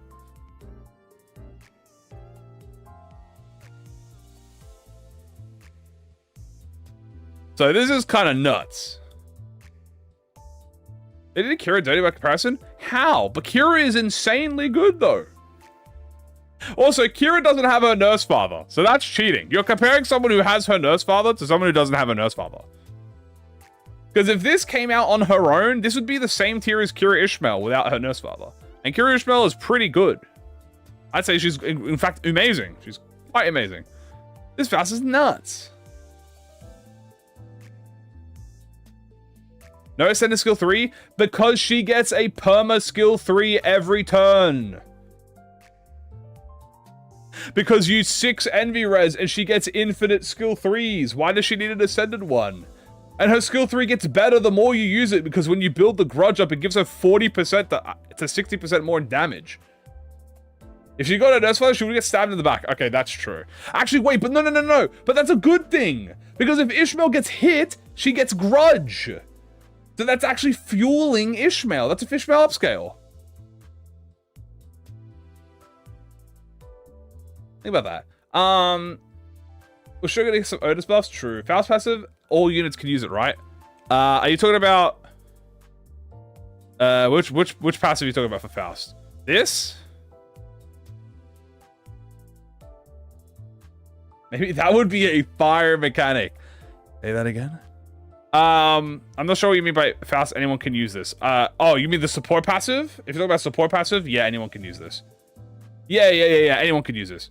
As long as it's, I mean, depending on what the sin affinities are, if it's resin or if it's own and stuff like that. But yeah, anyone can use this. You just have the defensive skills. By the way, it just says you have to have a defensive skills equipped on the slot. So yeah, Faust, I'm pretty happy with. I mean, I'm very excited for her. It's probably gonna be res. I'm gonna be surprised. And now let's move on to Hong Lu. Oh, oops. Oh shit. How did that get here? Sorry. My bad. I think I forgot to take that off my tab. Anyway, welcome to the Nursefather Hong Lu. Okay? So we have Nursefather Hong Lu, which, I just want to say, he's very long. You know, they made him a... I'm just gonna ignore what I just... We're just gonna ignore that. Anyway, happy fan season. So, it's a very long identity. So you know who's a very big, tall lad? They just decided, hey, you know what? We're gonna make his kit really tall. So he's a very long kit. Must have been the wind. That joke is gonna be extremely confusing for future-proof. Yeah. Is it good for both of them into the bleed team? Oh, fuck yeah, brother. 100%. Anyway. We have Hong Lu, who is Charge Bleed. We have Pride, Envy, and Lust skills. We have Long Lu. Let us begin with skill 1. Now, you'll notice a lot of similarities between Faust and Hong Lu. Spoiler alert, Hong Lu is pretty much the better version of Faust in generally every way, except maybe the armor. That's pretty much it. Anyway, I say better version. He's the upgraded version of Faust. Here we have Anatomize, which is a 2-coin pride / skill. Deal more damage for every X type of negative effects on the target. He gains final power for every bleed on the target. He inflicts bleed potency on his first coin, and his second coin will inflict defense level down and gain defense level up. So Faust inflicts count on her base skills. Hong Lu will inflict potency on his base skill 1. How much base final power do they get as a minimum? We don't know. We won't know until the IDs come out. But we can work with bare minimums, which we will eventually be working with. But look, his skill 1, it's whatever. It exists. Don't worry. The reason it exists is because the rest of him doesn't just fucking exist. Here we have the 3-coin Envy skill. Gather ingredient, blood bath object.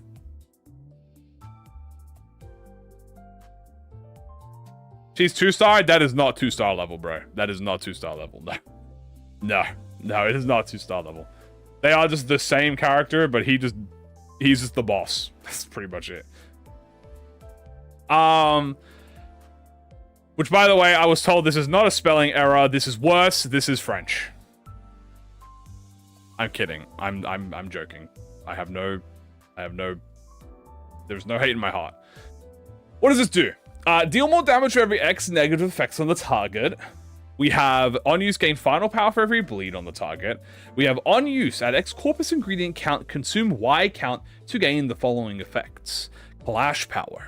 Convert the final coin to unbreakable. And here we have the big skill 2 effect. On hit on the first coin inflicts bleed count. The second inflicts bind and gains haste. 3. Gain corpus ingredient count. And the big one is if the target has X type of negative effects, you will use Installation Art number 3 Improvised Ribcage skill against the target. This is the follow-up skill.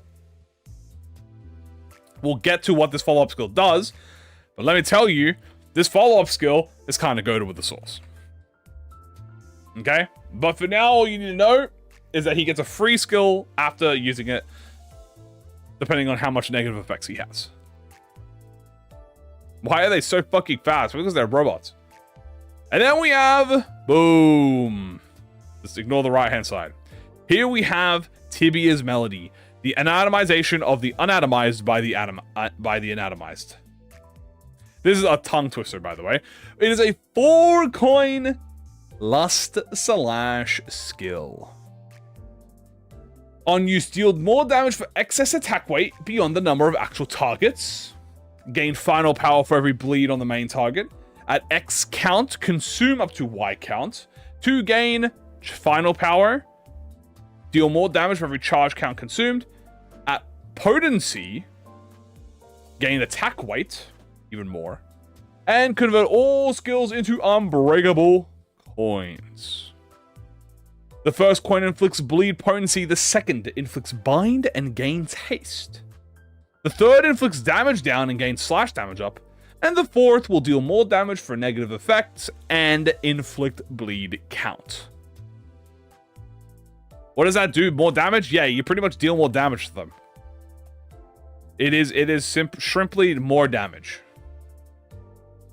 So this is a lot. It's got bind, it's got bleed, damage down, he gains haste, he gains slash damage up, he inflicts more bleed count. He has attack weight. So he has base attack weight, and he has bonus attack weight on this skill. So... yeah, this is going to be nuts. Do you think there'll be more bleed or charge of the mirror dungeon? They're literally, unironically, the same. Because all skills... well, at least most of their big skills consume count. And they all gain count, and they have bleed. So I guess you could say bleed just for the sake of it, because bleed is the easiest one they have. But, like, if bleed was like a 1, the charge would be like at 0.8. Like, it's directly behind it. I can finally tank. I beat Ricardo and how to read. Congratulations! Here we have his first defensive skill. Now, unlike Foul, he only gets 2. We have curating the exhibition. Combat start, gain assist defense. On evade, inflict bind next turn against the attacker, and on evade, gain haste. So exactly the same as Foul, right? Except her requires the flow state, and this one does not. So this is just base. He gains free assist defense. Welcome back, Faust. And then we move on to this fucking skill, which for the life of me, we had no idea how the hell this skill worked.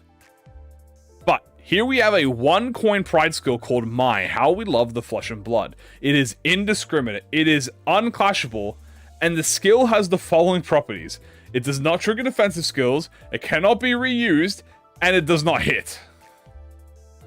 Instead, on use, it applies offense level up to the target.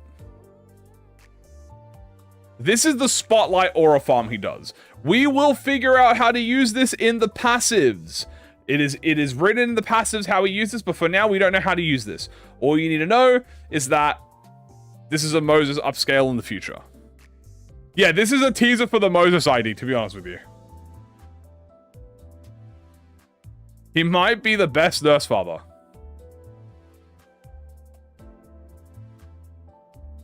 Aura farm skill. So, anyway, we'll come back to this, but here is the installation art number 3, improvised ribcage. This is the skill 2-2 follow-up. It is a 2-coin pierce envy skill. It is unclashable. It does not trigger defensive skills. You will consume on use ingredient count, so you consume charge count. Will that remove the 1-2? No, it does not. They're separate. So on use, you consume charge count. On the first coin, you inflict bleed. And the second coin, you deal more damage for every negative effect of the target. You deal SP damage, you heal SP, and inflict the Corpus Theater. So, in an optimal condition, chat, the skill 2 is a 5 coin. Because these go together. So you have a 5 coin charge consuming skill that inflicts bleed potency, bleed count, it literally gives you the charge count too, by the way, because you get it from the third skill. You inflict SP damage, you heal SP on yourself, so you actually can snowball faster. And you inflict Corpus Theater, which we will figure out what it does. Does he have a reason to be low on SP? Great question. I don't know. 2 envy per skill, true. Yeah, to be honest with you, I have no idea if he has some sort of SP loss. It doesn't say he has any SP loss, but this is a follow-up. And I think it's just used to help maintain Snowball. Like, Snowball's faster. Does it count as Sin resource? That means more Sanguine spamming? I don't believe follow-up attacks count as skills to... I believe it does not count as ego resources gained, so... And then we move on to, obviously, his most ridiculous fucking attack in the game. They do count? Oh, okay, then cool. I've heard somewhere that they don't count. I don't know. Some of them count, some of them don't count. It's a bit hard which ones do. Anyway, welcome to the 5 coin Unbreakable. Oh, yeah, it's 5 coins, by the way. 1, 2, 3, 4, 5. 5 coin Unbreakable. Attack weight skill. Alright.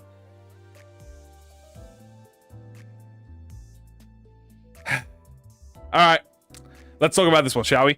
We have a 5 coin Unbreakable / Lust closing time. The installation art number 1. Your flesh and bone as the gallery seats. We have on use, deal more damage for every X attack weight beyond the number of targets. When attacking just one target, you deal even more damage. So it deals even more damage if it's a solo target. On use, you will consume count to gain the following effects. Final power, deal more damage for every count consumed. At potency, you gain attack weight. And then here, as you can see, on attack end, for all ring identities, heal SP and apply the somatic fruition-inducing melody.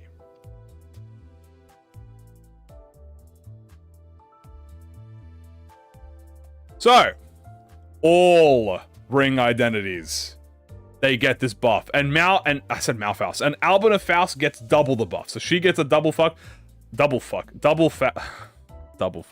She gets a double buff.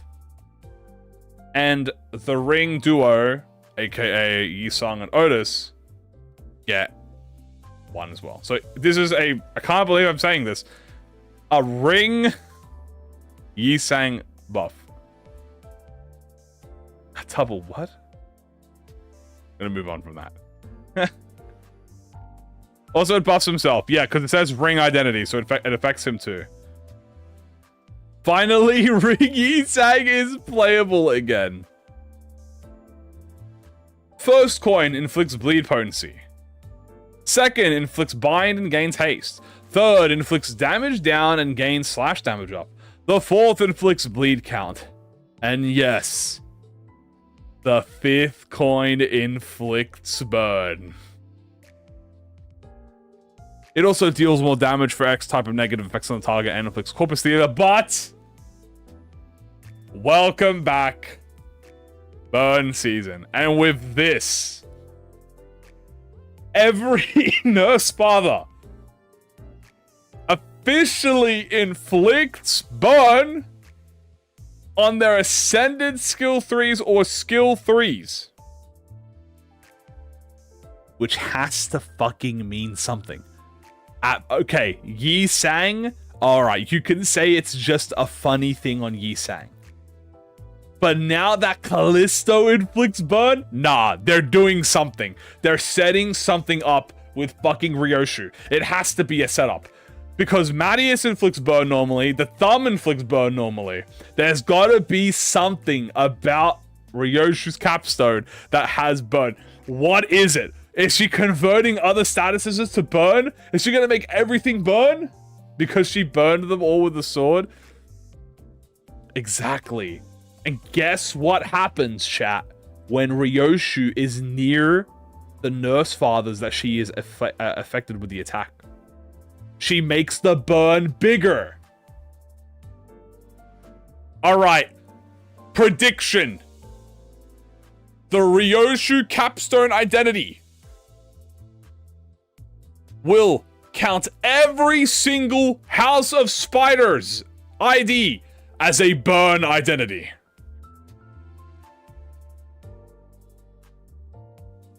That is my prediction. There's no other reason. Why would all of them inflict burn?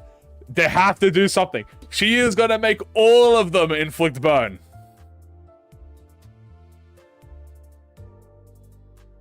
All of the House of Spiders will be burn. On top of what they already have. Put it on the bingo list. She also probably buffs their Ascended Skill 2s. Okay, realistically, she probably buffs all... Hold on! What if her capstone buffs every skill that has burn? Hold on. That would buff Furioso. That would buff the... What's this called? Closing Time. That would buff Ishmael. That would not affect Renclair, but maybe it makes Renclair inflict burn. I'm not sure. That would buff the Thumb Duo. It would buff Otis. So the only person that doesn't buff is Renclair. Wait! But that's... Hold on, that's in theme! Because the Sinclair is the neglected one. He's the outcast. It makes sense. That's why she doesn't buff Sinclair. He's the outcast. Renclair is neglected in the Uptie story. That's why he doesn't get affected by the burn buff.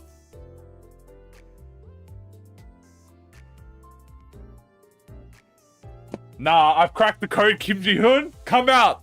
Hey, come out around the curtain. Right now. You can confirm my theory right here, right now. Sauron. They both got erased. See? Hold on. You almost caught me slipping. But they're both erased. They're both neglected. She has no burn because she's been erased along with Renclair. They're not included in the IDs. That's it. It's just as simple as that. And they say Limbus Company has no content. If all you are a burn, what are you without it?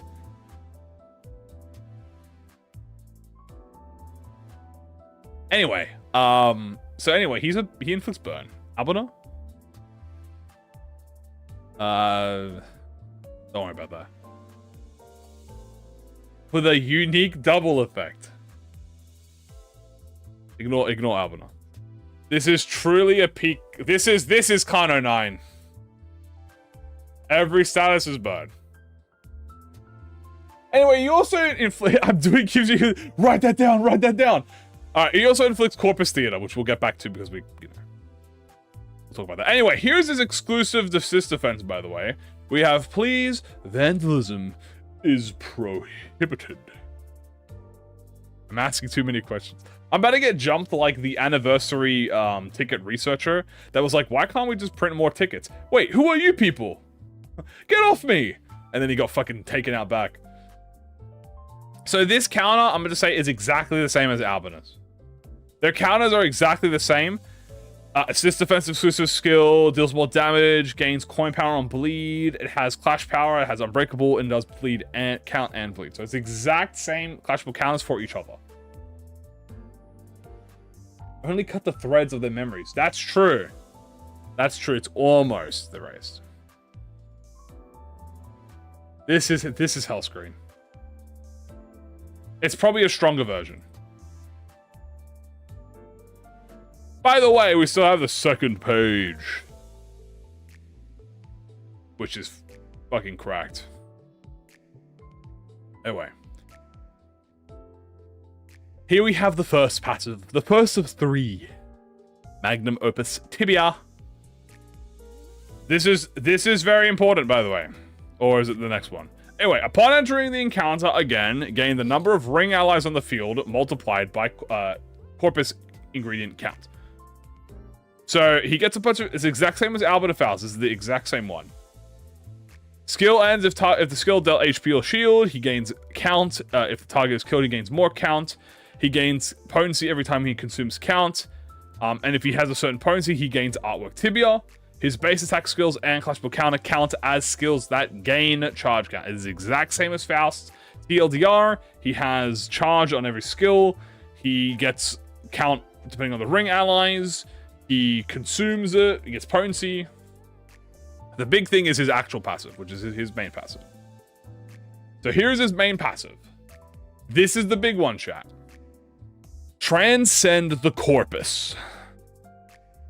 Upon entering for the first time, gain X viewing the tableau. When a ring faction ally uses a skill, lose X viewing the tableau. If this unit does not have view the tableau, replace one of its base skills with closing time at the next turn start. Prioritize the skill on the leftmost bottom row.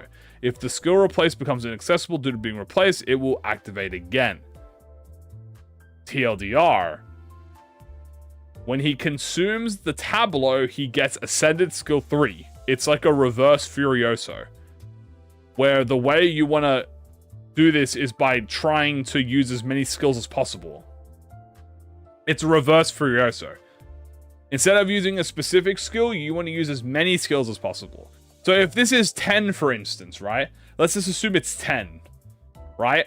And you have every ring ally identity in the game, right? So if you have all 4 ring members, right? And they all do a skill, that's -3. Because it doesn't count himself, I don't think so. But I think it loses 1 at turn end, so it technically does. But they would all reduce it by 3. And when that hits 0, he gets an Ascended Skill 3. It's probably going to be around the same timing as Furioso. Yeah, so around 4 to 5 turns. But depending on the situation. Also, if this unit was staggered for the first time in this encounter while under this effect, recover from stagger excluding force stagger.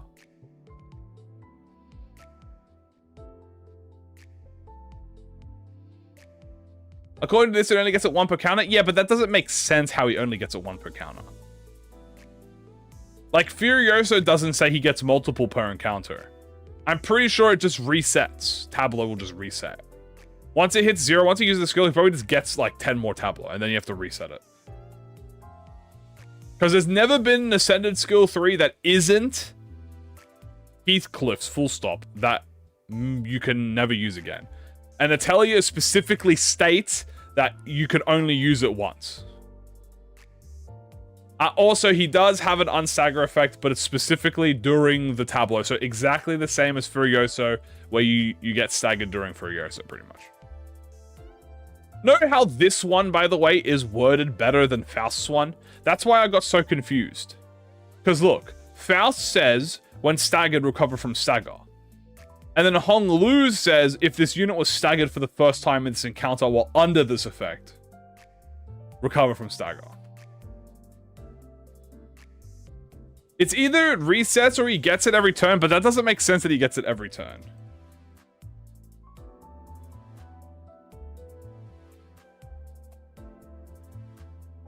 But we'll see. We don't know. We'll have to wait.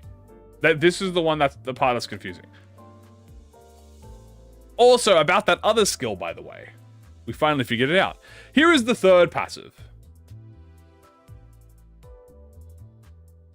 A Maestro's Critique. Before the House of Spiders, Ring Apprentice Faust uses her skill 3.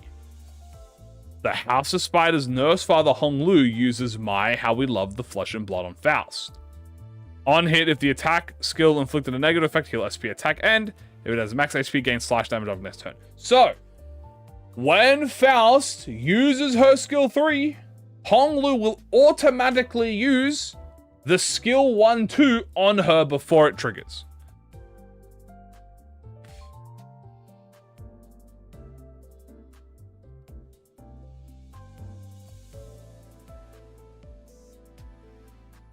Yeah, so that's just for free. There's no extra conditional on that. You just get it.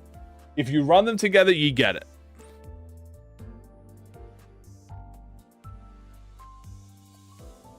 And then we have what I like to think might be the best support passive, the Blessed Bleed support passive in the game. We have Please Do Stop Running and Be Seated. Turn end. Inflict offensive down and bleed count next turn on the one enemy with the fastest speed. This is 1000% a Lust resin. 10,000% this is a Lust resin. There's no way this is anything but a Lust resin. Faust's one you can make an argument for. Maybe it's like a mixture, but this is 100% Lust resin. This is probably a 4 Lust res. Wait, this is goaded. It's only on turn end.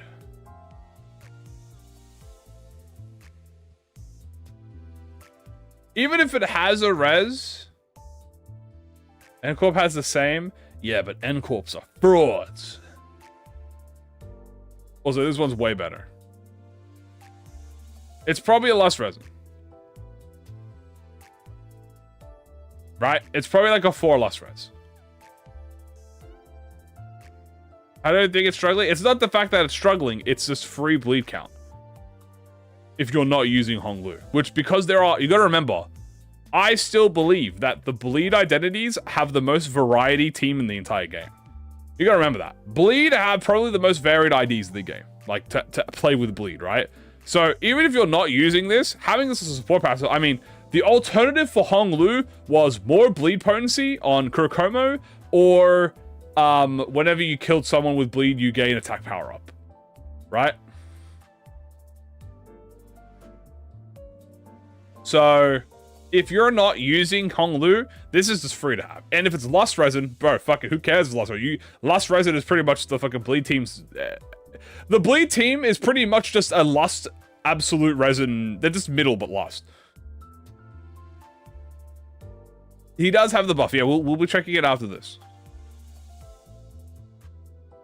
Anyway, here we have Corpus Ingredient, or Ting Tang.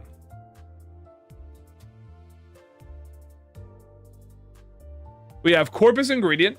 which is unique charge. Again, this is just the charge effects. It's just the same. Here we have viewing the tableau, which is if the House of Spiders ring Faust is on the field, he gains protection. Ah.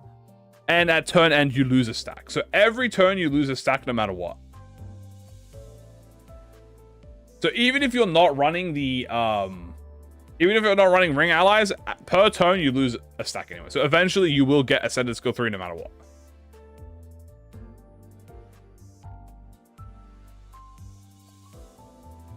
Then we have Corpus Theater. So remember, this is on the skill 2-2 and the skill 3-2. Okay, that's when he inflicts Corpus. So we have when this unit gains bleed from enemy attacks. Okay, so when you're hit, you randomly gain X of the following effect next turn and lose Y stack. So you either gain bleed potency, bind, or defense power down. This is pretty much a mini curses. You know what curse is? Curse is the nails effect. It's like the unique nails, pretty much. This is the unique this is the ring version of curse. Sorry, this is hex curse.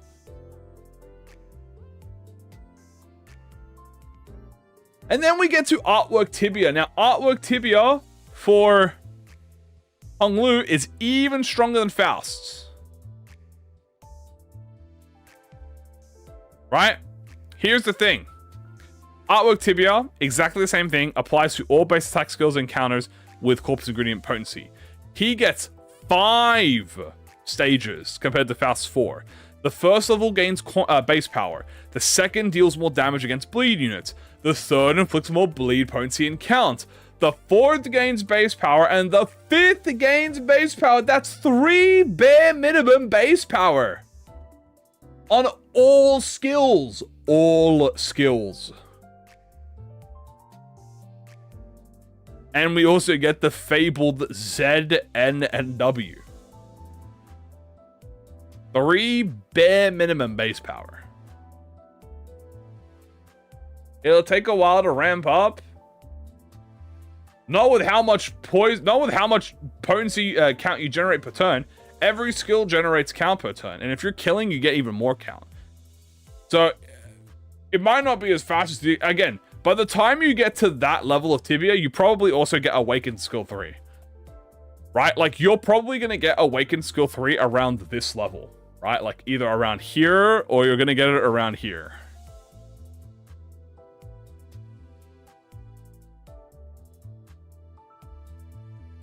You generate more than you consume? Oh, yeah, 100%. You 100% generate more than you consume. Well, AEDD Greg would be good. Yeah, I mean, that's actually kind of funny you mentioned that. Yeah, he actually could be. He gives him more charge. Does he get every turn? We don't know. It doesn't say he gets it every turn. It's either he gets it every X amount of turns, he respawns it, or he never gets it again. But I don't think it makes sense that he never gets the skill again. I think that doesn't make any sense. There's never been a skill that does that. So it's either he gets it every 3 turns or every 2 turns after he gets it the first time, like Furioso, or it just resets. I think it just resets. Why does he look like a minus coin instead of a plus coin? It's a great question. That's what I was saying. When I was looking at this, I was like, oh. Every 2 turns sounds way too much. Not even Furioso you get that fast. Furioso takes like 3 turns after the first time you use it. And that's at max buffs. So I don't think it's going to be every 2 turns. But yeah, he kind of has that minus coin feeling too. So I wouldn't be surprised if the third coin, if the Awakening is maybe a minus coin. Because you got to remember, chat. Guess what? You know what? I don't have to guess. I can show you. You ready for this? Watch my prediction. You ready for this? Hold on. Remember this. And I mentioned this when we did the ring run the other day. Okay. Why? Okay. Does the exquisite aesthetic buff that only the ring IDs have a minus skill base power addition to the ego gift? None of them have minus coins.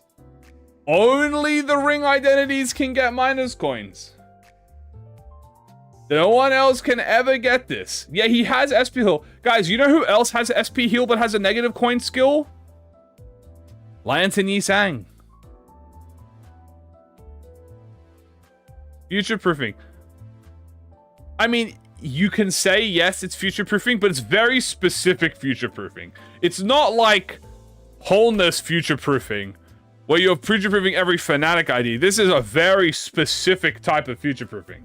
It's not like you're going to the general tier 4 here, like Bloody Mist, and you add the base power. That makes sense. This one is on this specific ego gift, on this specific buff that only affects ring identities.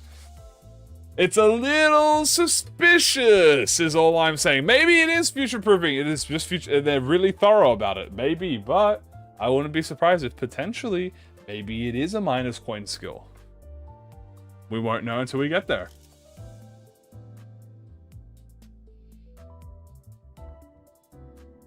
Also, he has the Semantic Prison Inspiring Melody, which, as we know, has min-max speed and clash power and damage. Doesn't matter if he's built on losing clashes. His has a negative S3, and he gains SP when he uses it. But are the others with the same thing? No, that's the thing. Only the ring one has it.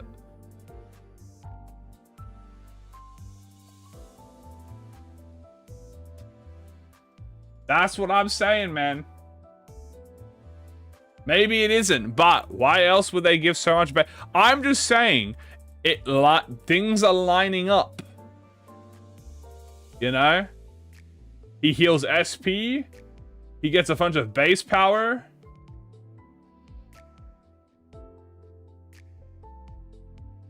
How would you lose SP? Maybe it's in his support thing. Maybe, or maybe, I don't know, something. I'm just saying. It's just a lot of coincidences. I'm not saying it 100%, and maybe it isn't, but coincidence number 1, coincidence number 2, coincidence number 3.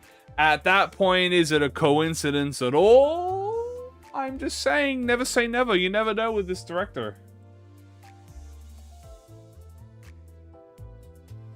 Yeah, I'm just saying it's possible. I didn't say he's going to be a fucking minus coin. I said one of his skills could have a minus coin. We would have lost power based on the unbreakable coin? I mean, maybe. He's already unbreakable coin.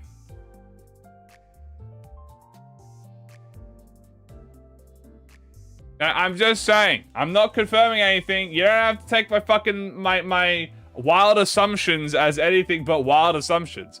I'm not even the person who said that in the first place. Someone else said that. And I just said, oh, well, I had the first thought too.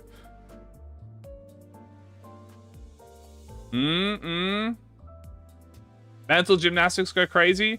I don't know if it smells like a banana, if it looks like a banana. Might taste like a banana, or maybe it tastes like a fucking mango. Who knows? Rihen sang negative coin with 9 unbreakable. Why would he be negative coin? Does he have anything? He doesn't gain base power. He doesn't. Rihen doesn't have a passive that gives him fucking 3 minimum base power.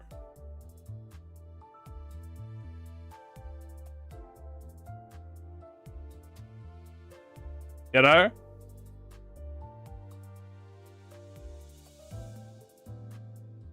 Remember that time you thought Lucio was Hong Lu? So I take what you say with a grain of salt. Remember that time that you were unbanned? Yeah, I remember that time too. It was good times. You know, I was here reading the kit. I was here talking about, you know, possible theories. And everyone out here is attacking me for no reason, you know? In fact, all of you guys look like you want to get back. Actually, you know what? Maybe I should ban all of you. How about that? How about all of you right here, right now? I'll go every single one of you right here. And then you know what? When we pull the IDs, then you'll be sorry.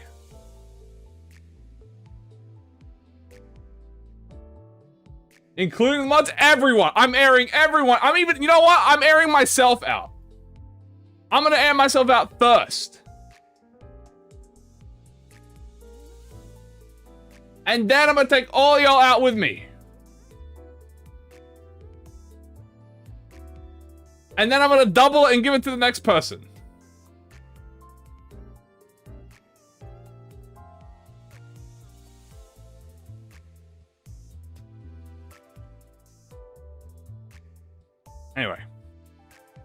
Anyway, that's the IDs.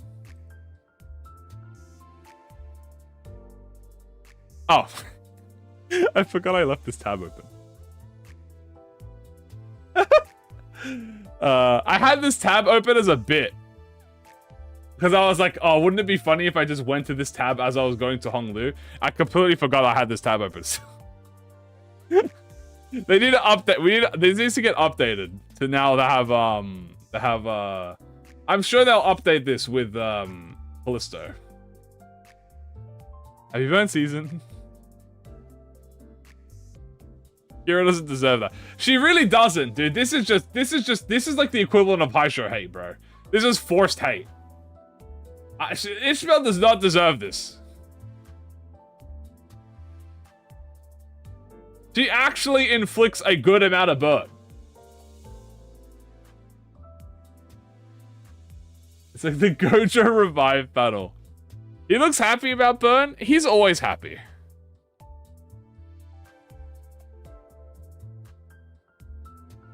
What if the regression inflicts more burn with more unique debuffs? Maybe. She might be negative effects too. Actually, you know what we can do? We could actually have a look at the ID. Now that we've seen what the IDs are out. If I quickly go to Kana 9. We can actually have a look now and see what they did. So literally pretty much one-to-one with that. This one's a little different because this doesn't have any SP effects. She does get this. She does get liberation with the perfect flex. She doesn't get protection or anything. She also does not inflict fragile. She does inflict damage down, and she does inflict bleed count. She also doesn't get SP from this. So I mean, so far, she does gain haste with this. I mean, they got it pretty one to. Oh, Dante's. Wait, we have a Dante's note. Oh, chat. You want to read? Oh, Limbus company.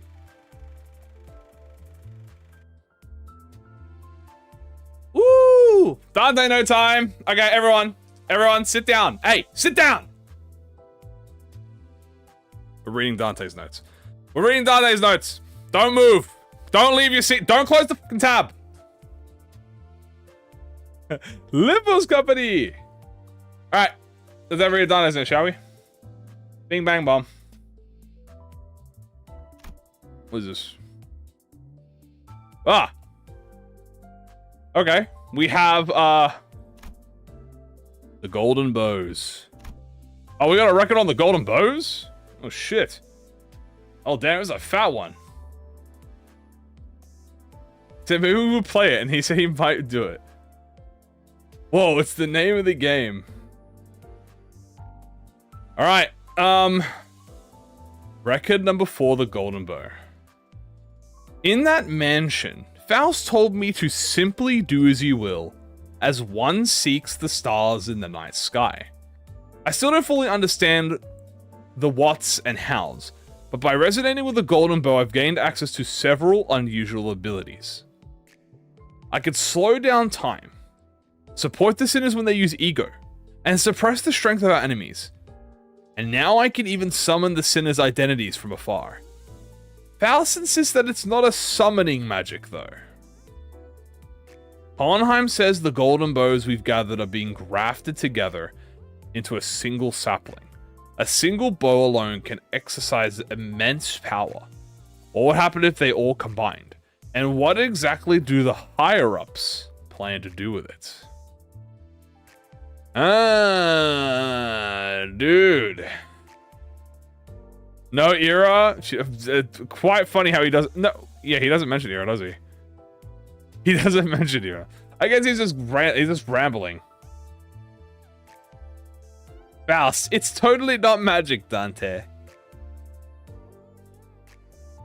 Interesting.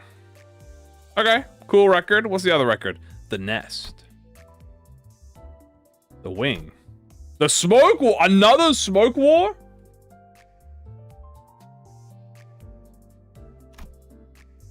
We got 2 Smoke War records in a row. This was made 1 day later. This could be before your that's how would that work, actually? I don't think that would work. We got 2 Smoke War records. It was made 1 day after.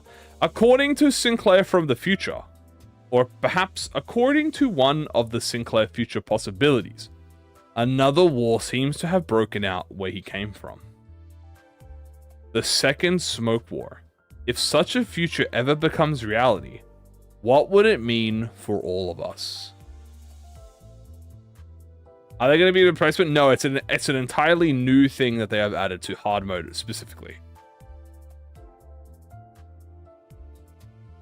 Such a tiny little Smoke War, but Sinclair mentioned. Will it become our reality? That's a lot less info. We're like, well, that's because look at how much the smoke... Okay, you want to know why this was not a lot of info? Because look how much the first record was. Yeah, this was yesterday, by the way. So, I see why that there's only 2 sentences on the first one. Because this is 5 paragraphs. So, yeah. Get the oil. Oh, that was nice. Oh, there you go. I don't think Malkuth's Durante is going to function in game. I hope it lets... You know what? What if Malkuth's in-game one lets you swap with your backup identities?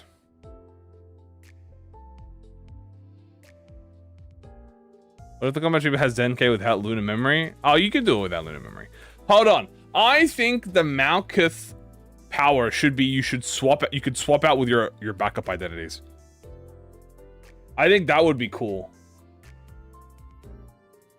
So if you're like getting your ass beat, like say you're playing like, I don't know, this team, and you're like, oh, I gotta sub out my backup team. Either, yeah, it could be either change your IDs, maybe swap an ID, a retreat mechanic. I would like it to be a retreat mechanic. Title elegy upscale, pretty much. High show upscale, that's also a high show upscale.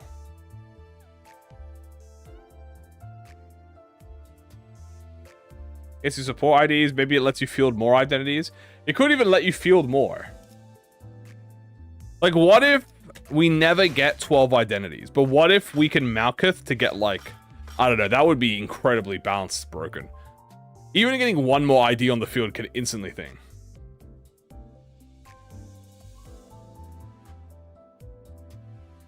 Does it get cap reason? So every time you level, well, the higher the level you are, the more levels it takes to increase the cap. At some points, it takes like 2 or 3 levels to increase it by 1. But you'll always get a refill. It will do 3 follow-up attacks. Actually, funnily enough, actually, it wouldn't do that. Because if the Lord of Hong 1 is not on the field when you sub in their identities, they don't get the S3. So if you Malkuth and you take out Lord of Hong 1, let's assume that maybe you can pick your IDs. That would be cool. What if you had a little pop-up, like the tablet, like how you could pick era, and you could just click like, I want this identity, this identity, this identity, like these 4 identities, and you could sub them out.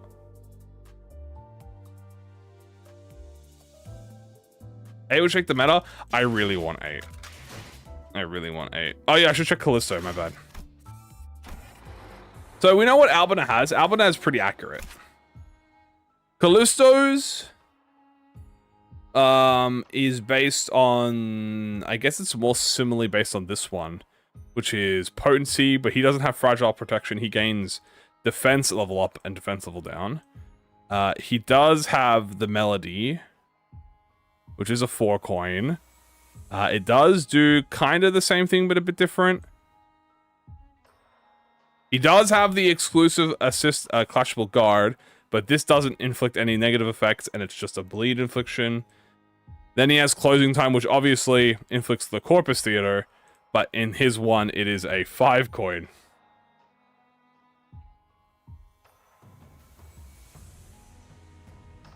The boss just interrupts you. Like when the theme music gets cut. When do you get Malkuth full power? Well, Malkuth's at the bottom, isn't she? So because Malkuth's at the bottom, don't we need like... We're probably gonna get like at the end of like Purgatorio, no? Is it gonna be the bosses? We don't know. And he has the evade. Yeah, sorry, I think I didn't see the evade. And he has the evade. He does have the evade, but his one makes you prevent bleed count. So honestly, they did a bit more with Callisto. Albino was pretty almost 1-to-1, but Albino was like an 85% accuracy, but Callisto's is more like a 60% accuracy. I hope we get more Durantes. I think when we got Morositas and we upped the count of Durantes, it was so nice. Upping the count of Durantes was super fun. Although, I think I only have one request about Durante. I think Durante would be even better if there was a separate mirror dungeon use case and a outside of mirror dungeon use case. Because it kind of is like that in Railway already. So in Railway, you can use your Morositas and your Durante, but you don't get it back. But in Mirror Dungeon and Story, you can use it, and then you wait the next day. It would be cool if in Story, you had your own Durante and Morositas that you get. In MD, you had your own. So if you use, like, if you were playing Mirror Dungeon, you could, like, okay, I want a Morositas, I gotta do Era, and then you want to do Story after that, you don't lose out on your Durantes. So you'd be like, oh, well, I got 2 because of this, I'm in the Kanto menu. I don't know. That probably isn't going to be an issue because we'll get, like, 6 uses of our Durante. Baby Zichin. She's adorable. There was lag. Fuck. Anyway. Back to... Hold on. If they do the auto chess game mode, true. Netsack Durante probably would be like, maybe removing stagger thresholds or something.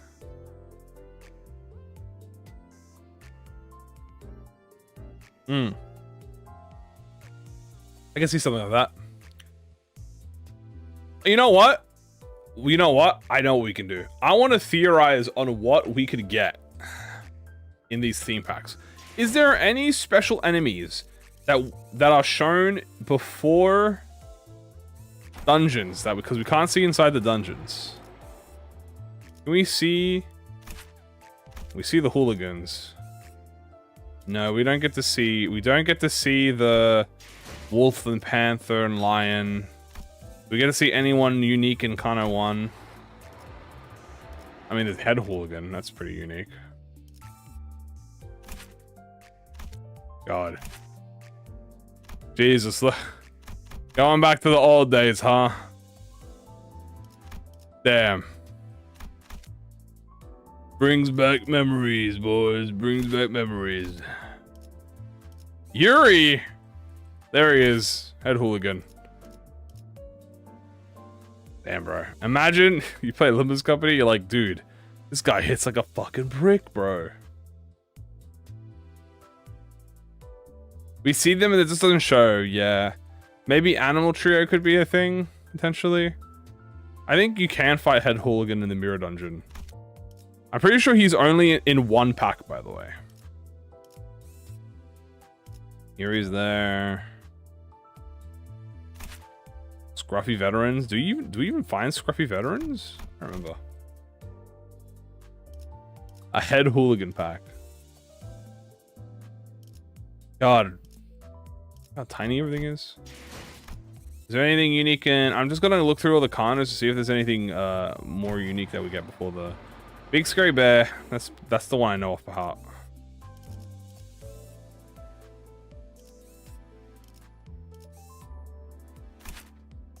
Yeah, that's the Tikura.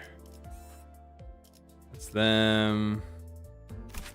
The Shady Security. It's normal. That's normal.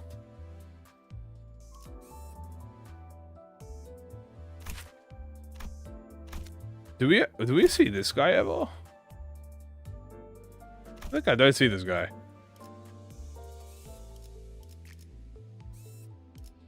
Ting tang.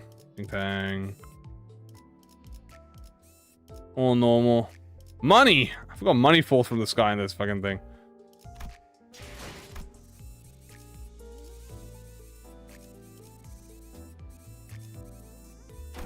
Out of 3. I don't think there's anything interesting in Kano 3's enemies. It's all literally Ancorp, I believe. I remember this in the early days. Do you think we'll get a Sonya? I hope that we get a thing for her. It would be very awesome. Okay, there's nothing in fucking Kano 3. You know, I'm just gonna go backwards. Where's... Dude, wait, hold on. I know a fire... What are we searching for? I'm just trying to search for unique enemies that don't appear in the rear dungeon. Hold on. I know a fire theme pack we should get.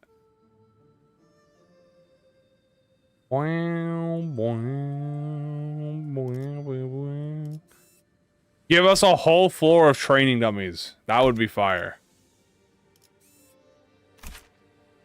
I mean, you can technically fight them in the Kano 8 pack already, but that would be funny. Ugh. Fucking forgot about these guys. You hear Zilu never appear? Technically, you know who else doesn't? Oh god, I just realized, chat. Oh god, you know what I realized doesn't appear? Oh fuck. This doesn't appear in the mirror dungeon.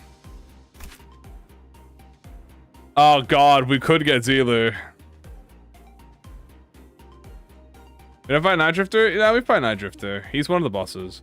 We don't get Zilu and Ricardo. This could be a duo pack. We could get a full Zilu fight. That'd be interesting. You'd fucking... God damn.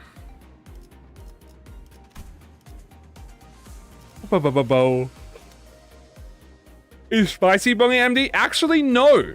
Fun fact, Spicy Bongi is not in mirror. Actually, thank you for a note. If you guys didn't know, by the way, if you're a new player, or perhaps you've played somewhat recently, or don't remember, Hell's Chicken has 2 dungeons. It actually came with a hard mode. There's the Spicy Fathoms, which is the hard mode, and then this is the story dungeon. But this has separate lunacy to it, so you have to get the lunacy from this. So we could get Spicy Bongi. He is actually different in the dungeon than normal Bongi. So we could get Spicy Bongi. I think that's a good one. Let me go to Kano 7 real quick. If I remember the...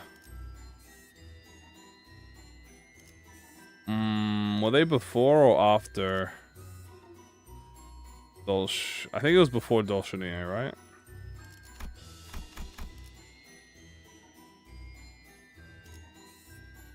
When do we get the... Is it down here? I believe it is down here. What is this lag we're getting? That's the bear.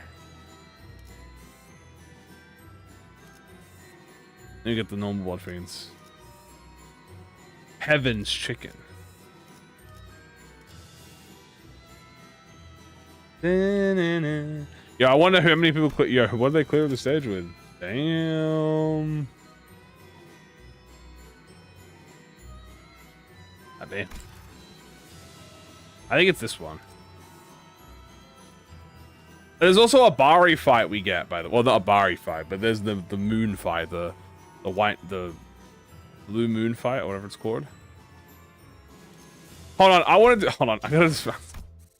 check something, chat.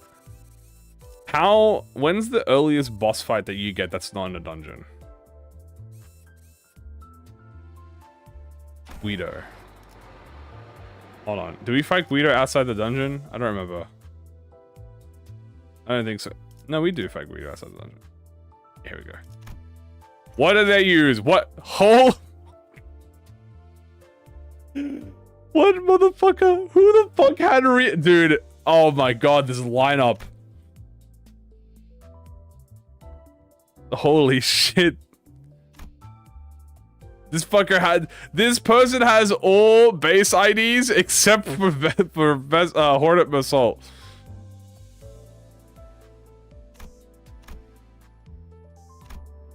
This one, okay, hold on. I don't know who this person is. Fire, bro. We got G Corp Gregor.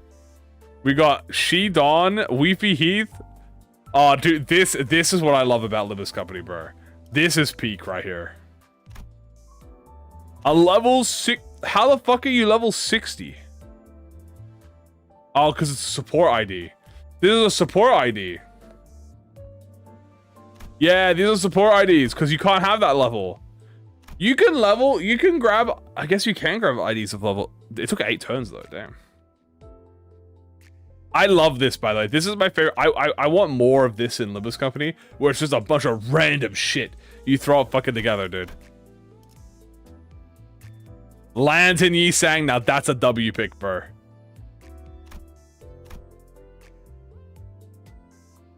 Dude, oh my god. Did you play with me like? It is really funny. Dude, this person had the N-Corp duo? That's a fire early game pick, dude. This person did it with only 3 IDs. Chef, N-Corp, and Thumb. Okay, you know, you're good. Hold on, we gotta get some other bosses, dude. We got some earlier bosses. What other bosses are there? Kind of 4. You know what? Oh, dude, you know what's a good one? The Bull. Hold on, the Bull would be such a good, check one to check. I want to see it. Bull's right here, right?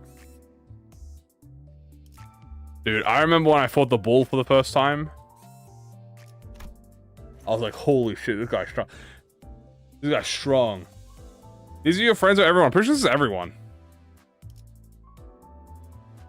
Honestly, dude, I would also send Rien-san to the Bull. Holy fuck. This guy's doing an N-Corp run.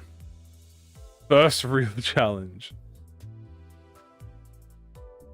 Full index team for the Bull, honestly worth. Yo, who the fuck is this?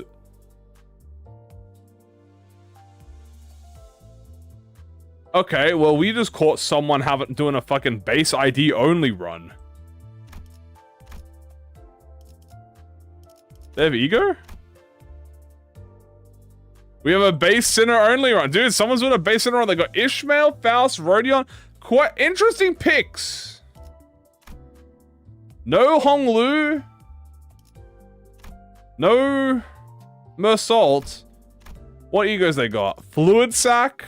Alright, this person's cheating. Wingbeat. So they've played during the Walpurgis. They have Yearning Makala, which means they had Season 5. This is obviously a Season 5 player.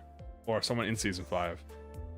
They're still playing because we have Move and Reg. It's up to 1.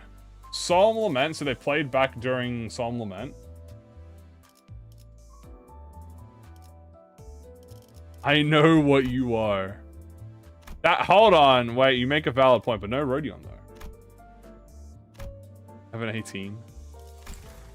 Wait, can we see Dongbek? Oh, dude, I should see Dongbek.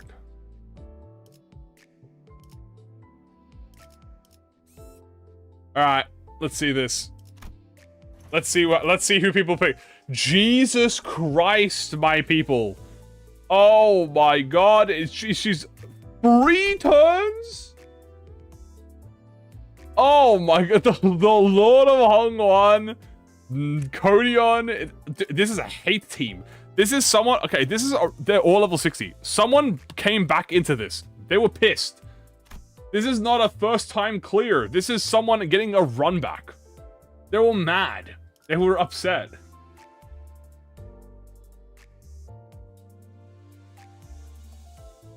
The 40 should be the max, isn't it? Yeah, they're level 60, 60. Yeah, that means they've already cleared it. This one did it with just AEDD, Gregor, and Malfaust. Okay. What is that's dead? Level ID, I guess. Oh, okay. I love Donbeck. Wait, the EX... Oh. We have, Rian, Sang, and Nelly. Interesting picks. Some decent picks. I want to see the longest one, true. Well, technically the longest is at the bottom.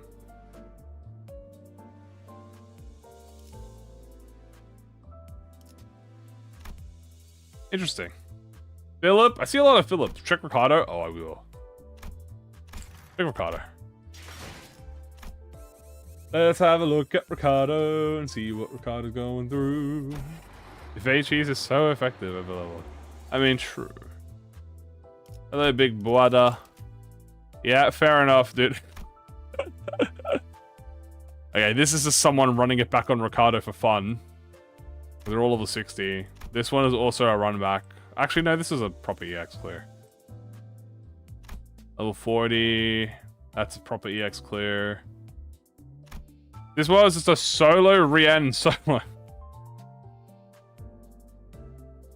Okay, obligatory fishmail for the Rian. So this person wanted to just do a Rian solo. Is it random people? I'm pretty sure it's random people.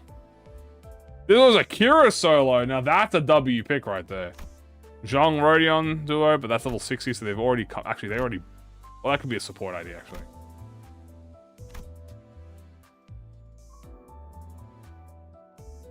Rian. Oh, this is a unique team. Okay, hold on. A triple Liu with Blade Dawn, an Uptype 3 made Ishmael and Threadspin for multi-crack Heathcliff.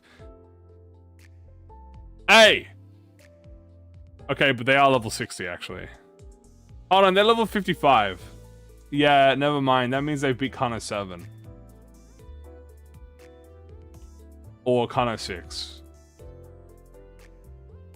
Yeah, never mind. I was about to say, dude, impressive. That's a run back team though.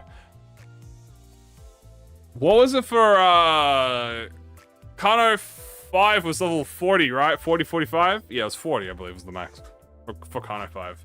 Because then Kano 6 was 45, then Kano 7 was 50, Kano 8 was 55, and Kano 9 is 60. Yeah, okay. Potential man image. Alright, let's go refresh. Rian.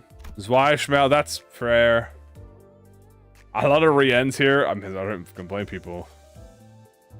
Another Rian. That's the same one. Why? Aisho Run. Potential solo. What is he doing here? Okay, we're doing a little bit of a... some sort of sinking run. Check Lei Hang. Sure.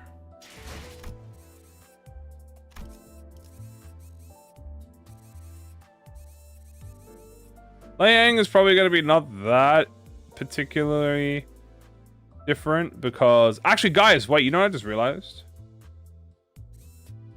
Check Dulcinea? Oh, check Dulcinea. Alright, Dulcinea, what do you got?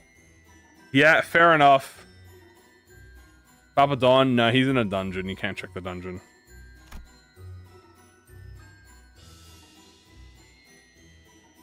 Yeah, this is... Yeah, this makes a... Why are they... Oh, because it's showing off the backup. Oh. Solo Manager Don? You can check dungeon nodes? Oh, you can? Oh, you can? What the fuck?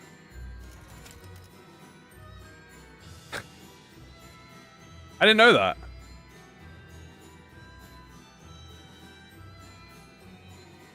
Why is it only showing so... Is it only show the final fight? Yeah, I know it shows the faculty, but if it's doing this, does that mean it only shows the final fight?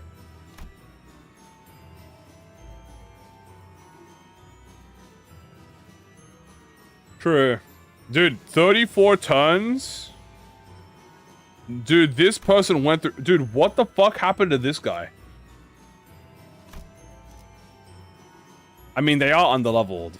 Level 50 should be 55. But something must have happened. They don't have any ego. That's probably why. I think they must have got unlucky or something. How many threats in 4 do they have? I didn't check. Can I check how much threats in 4? Mao's 3, Dayu's 3, Thumb's 3. Honestly, 15 for the max Kano. Isn't it 55? No, 55 thing. So yeah, they're max level too. That means the support ID. So that's a support identity, so support Heathcliff. Only person to not phase skip. I think I just got unlucky, dude. I think this person just got hella unlucky, or you know what it is? I bet you this is the person's first time doing the fight. This is 100% someone's first time doing the fight, you can tell. Because even though they have the IDs, this person had the same pretty much lineup almost with less and did it faster. This person genuinely was fighting for their life. The El King fight. Oh my god, wait, we should see that. Hold on. Let's check Kana 6. What's going on? Oh, we're just looking at, I didn't check anything with Kana 6, dude. I'm just checking random fights to see, clear statistics for fun. 18. The head's unrolling. Rien. Is he in every single team? Oh my god, he's pretty much in every single team. 21 turns? Okay, what is this? This is a Hong Lu and Rien duo. I see Barber. Z-Tune! This person's a W player right here. I see a Z-Tune. AT was such a stacked team, true. That just goes to show you guys, even though you might have Rien Sang, you still might go for 20 turns.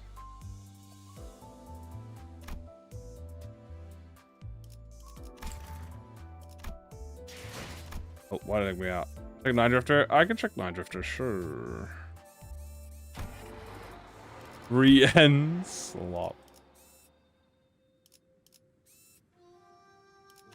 And 9 Drifter, what do you got? Rien Mao, Rien Mao. Rien Mao Lord, Rien Mao Lord. Rien Index Base Loop. Damn, people speed ran the fuck out of 9 Drifter, bro. I mean, now we're getting to the parts where levels are, but once you start getting more identities, it becomes faster to clear shit.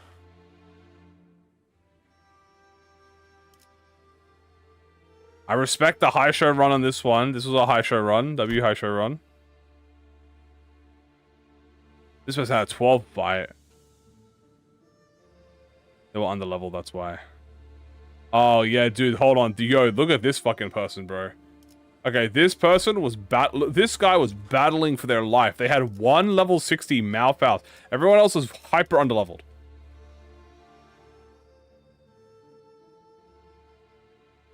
Everyone else was hyper underleveled. Does he dip when Hong Lu dies? Yeah. Well, Hong Lu. Bro, put an Hong Lu ID on, please. Wait, what about ego? Surely you got some ego, right? A lasso. Command Meltdown. Okay, the Arcanite's player. Pursuance level 1, Bygone 1. This person does not have ego.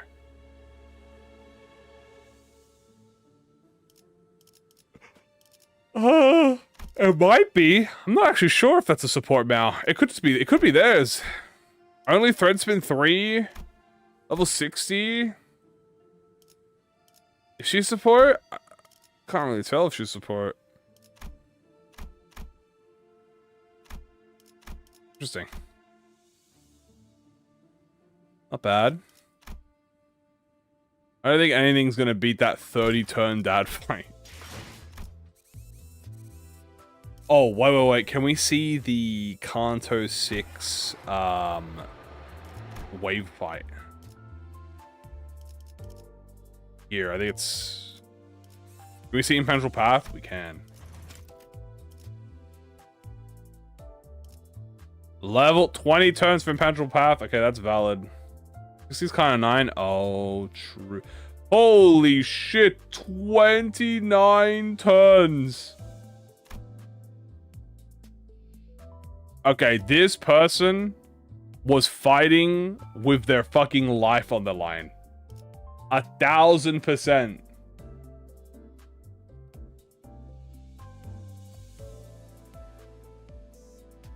This dude, whoever this person was fighting their life on the line. They had a bare minimum 45 level team. They were doing burn, pierce into Eri, which is not gonna be nice. Begging for Vigilius.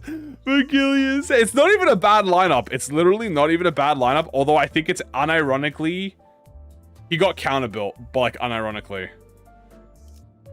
Like I'm pretty sure because he's a Wrath team. Yeah, he's full Wrath, pretty much.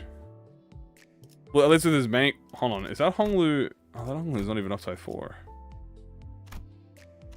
What ego? Fluid Sac 1. Sanguine Desire 4.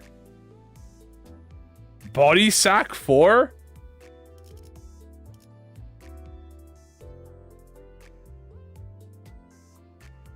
Dude. Why is the Heathcliff 45 with a Body Sac thread spin 4? Bro loves base Heathcliff. I mean, you know what? Respect, man. I don't... Respect, dude.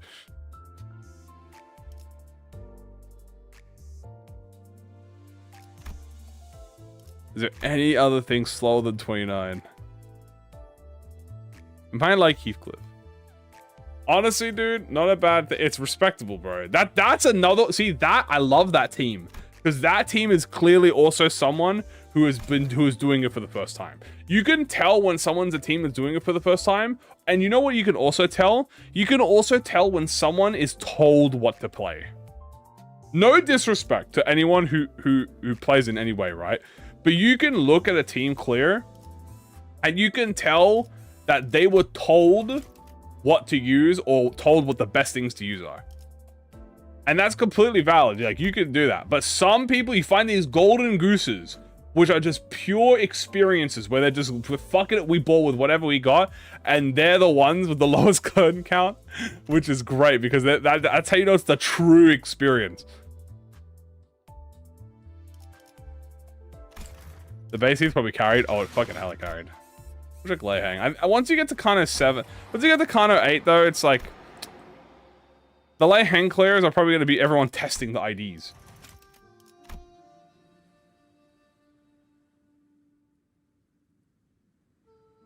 Let's invest in a wrong character. It's very hard to invest in a wrong character. You can pretty much use everyone. Pretty much, I say use everyone. There's like a 15% you can't really use. Can't S22 without another ring ID on the field? No, he loses the stack once per turn anyway.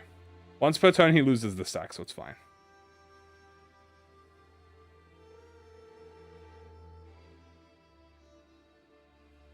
He's just the punching bag.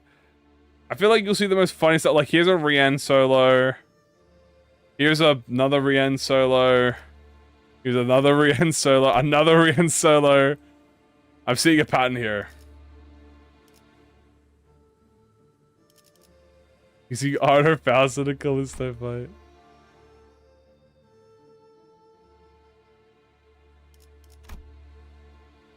That's a duo. That's a duo. That's another duo. K-Corp Hong Lu, good pick for this fight. The sick and Rihanna. Again, I don't blame it. Ooh. What did this person have? Let's have a look here. Okay. Big Bamboo had a Kim. Oh, what about the Nursefathers? I feel like once you get to the later condos, it's less interesting. We should hold on. Bamboo had a Kim might actually be interesting because he has a dungeon. Hold on. First, I want to see June, bro.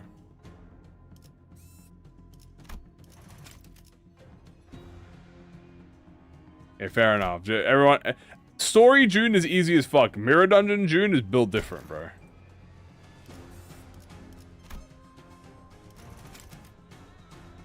Jesus Christ. Bro destroyed him with a sinking team. Full stop Heathcliff and R-Corp Hong Lu. In 5 turns? The fuck?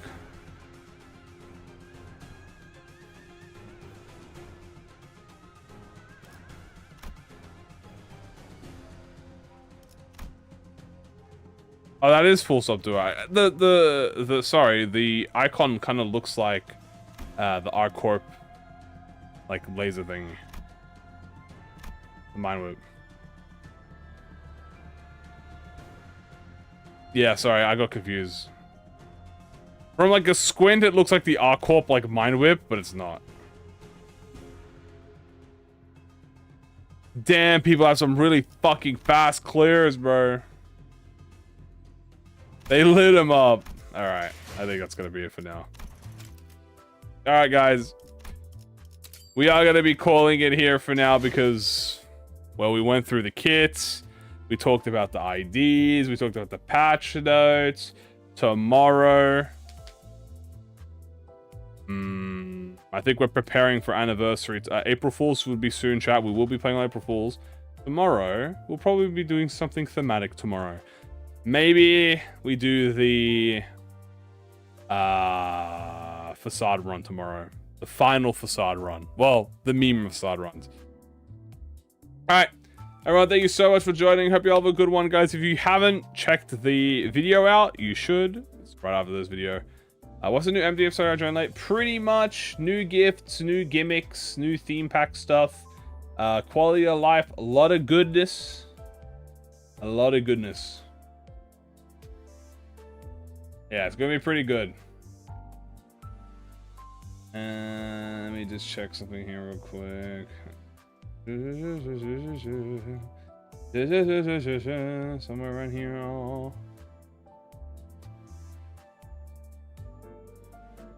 Fuck is it? Boom, boom.